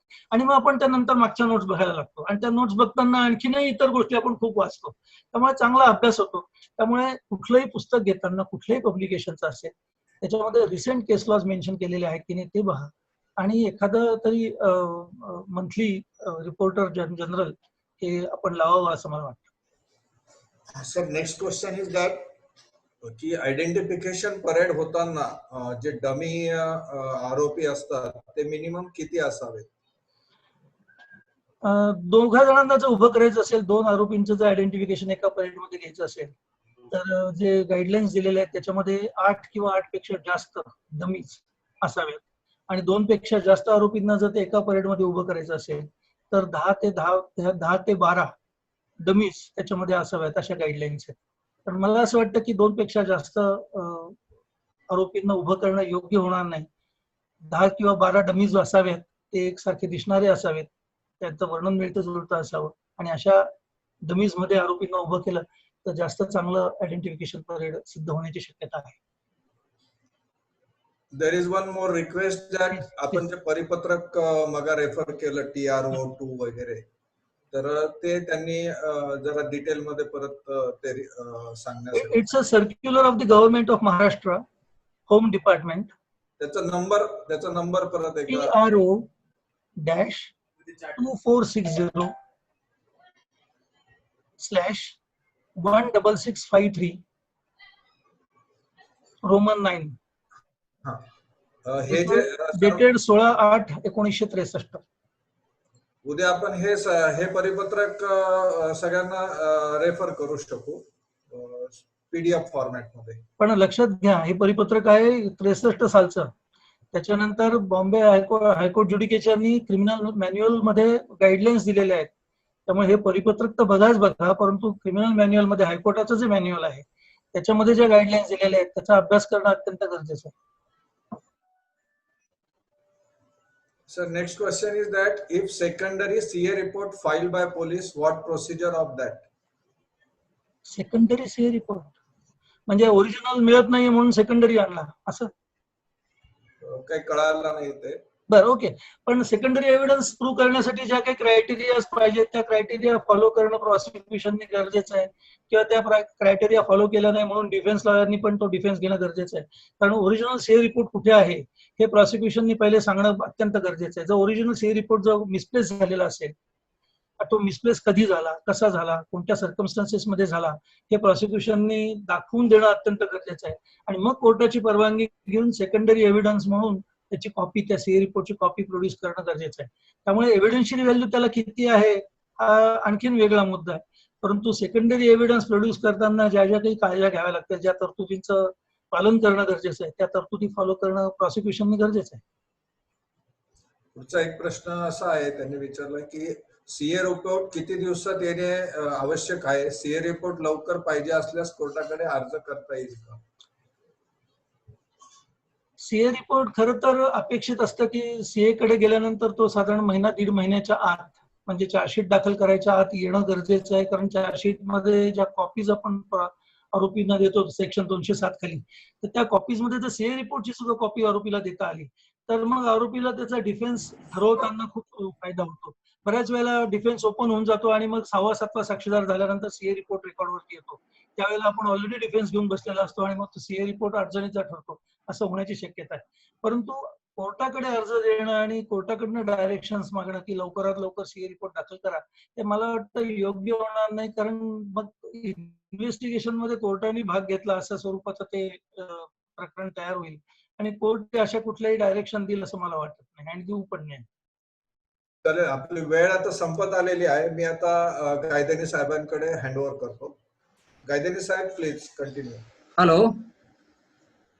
हा. हा सर, अतिशय छान मार्गदर्शन आपण या ठिकाणी केलं. थँक्यू. मी आपल्या नाशिक बारच्या सदस्या सोनल कदम निफाडे यांना विनंती करतो की त्यांनी आभार प्रदर्शनाचं काम करा. निफाडे मॅडम. नमस्कार, शुभ संध्या. हो, yes, good evening sir. Yes, bar council of Maharashtra and गोवाचे माजी अध्यक्ष आणि विद्यमान सदस्य तसेच महाराष्ट्र राज्यातील प्रसिद्ध फौजदारी वकील ॲडव्होकेट अविनाश भिडे सर यांनी आज एव्हिडन्स इन क्रिमिनल ट्रायल या विषयावर सविस्तर मार्गदर्शन केले, त्याबद्दल मी त्यांचे मनपूर्वक आभार मानते. तसेच आपण सर्व आवर्जून उपस्थित झाले त्याबद्दल मी आपले सर्वांचे मनपूर्वक आभार मानते. धन्यवाद मॅडम. धन्यवाद. धन्यवाद. ऑर्गनायझर्सचे पण मी आभार मानतो आणि मला संधी दिली. पुन्हा मला जर संधी मिळाली तर मी नक्की आपल्याला जॉईन व्हायला तयार आहे. पुढचे तुम्ही सांगाल त्या विषयावरती पण काही माझे विचार मांडण्यासाठी मी उपलब्ध आहे. सर नक्कीच. स्तुत्य उपक्रम तुम्ही सगळा चालू केलेला आहे आणि मला आशा आहे की हीच गाईडलाईन घेऊन पूर्ण महाराष्ट्रामधले सर्व बार असोसिएशन, नुसते महाराष्ट्रातलेच नाहीत तर सर्व देशातले बार असोसिएशन हे नाशिक बारचं गाईडलाईन घेऊन असे उपक्रम चालू करतील अशी मी तुम्हाला शुभेच्छा व्यक्त करतो. धन्यवाद. धन्यवाद सर. धन्यवाद सर. नाशिक बारच्या या उपक्रमास आपण संपूर्ण महाराष्ट्रातून या ठिकाणी आपण सर्वजण आलात. सर्वांचं मी या ठिकाणी नाशिक बार असोसिएशनच्या वतीने आभार मानतो आणि यापुढेही हे सेशन असंच चालू राहणार आहे. सर्वांना विनंती करतो की आपण प्रत्येक सेशनचा या ठिकाणी लाभ घ्यावा आणि अतिशय चांगली नावाजलेली महाराष्ट्रातील अतिशय चांगले वक्ते आपण या ठिकाणी ठेवणार आहोत, तरी त्या संधीचा आपण या ठिकाणी फायदा घ्यावा. अनेक दिग्गज लोक आज या ठिकाणी हायकोर्टातील अनेक वकील या ठिकाणी भिडे सरांच्या लेक्चरला आवर्जून या ठिकाणी उपस्थित होते. त्या सर्वांचं देखील मी या ठिकाणी आभार मानतो आणि थांबतो. धन्यवाद. थँक्यू. आपला जो मेसेज देण्यासाठी जो व्हॉट्सअप ग्रुप तयार केलेला आहे Nashik bar association webinar group 1, तो आता फुल झालेला आहे. त्यामुळे आता नवीन Nashik bar association webinar group 2 तयार केलेला आहे. त्याची लिंक आता मी चॅटच्या माध्यमातून सगळ्यांना शेअर केलेली आहे. ज्यांच्यापर्यंत दैनंदिन मेसेज पोहोचत नसतील त्यांनी त्या इन्व्हिटेशनच्या द्वारे तो ग्रुप जॉईन करावा, म्हणजे आपल्याला दैनंदिन मेसेज सर्व व्यवस्थित पोहोचत जाते. आपल्याला आलेले मेसेज आपण इतरांनाही शेअर करावे, कारण आपण आपली गरज ओळखून 500ची जी आपली स्ट्रेंथ होती ती आपण आता 1000ची केलेली आहे. 1000 वकिलांना आपण ह्या कार्यक्रमामध्ये सहभागी करू शकतोय. त्यामुळे आपण जास्तीत जास्त संख्येने सगळ्यांना सहभागी करावं ही विनंती. धन्यवाद. आणि ज्यांना ही लिंक उपलब्ध होणार नसेल, ज्यांनी कोणी ही लिंक या ठिकाणी शेअर केलेली नसेल त्यांनी शेअर करावी. अन्यथा आपल्या मेसेज मध्ये आमचे जे नंबर दिले त्या नंबर्सला तुम्ही मेसेज टाकावा, तुम्हाला त्या ग्रुपला जॉईन करण्यात येईल. धन्यवाद. आजची मीटिंग इथे संपते. थँक्यू.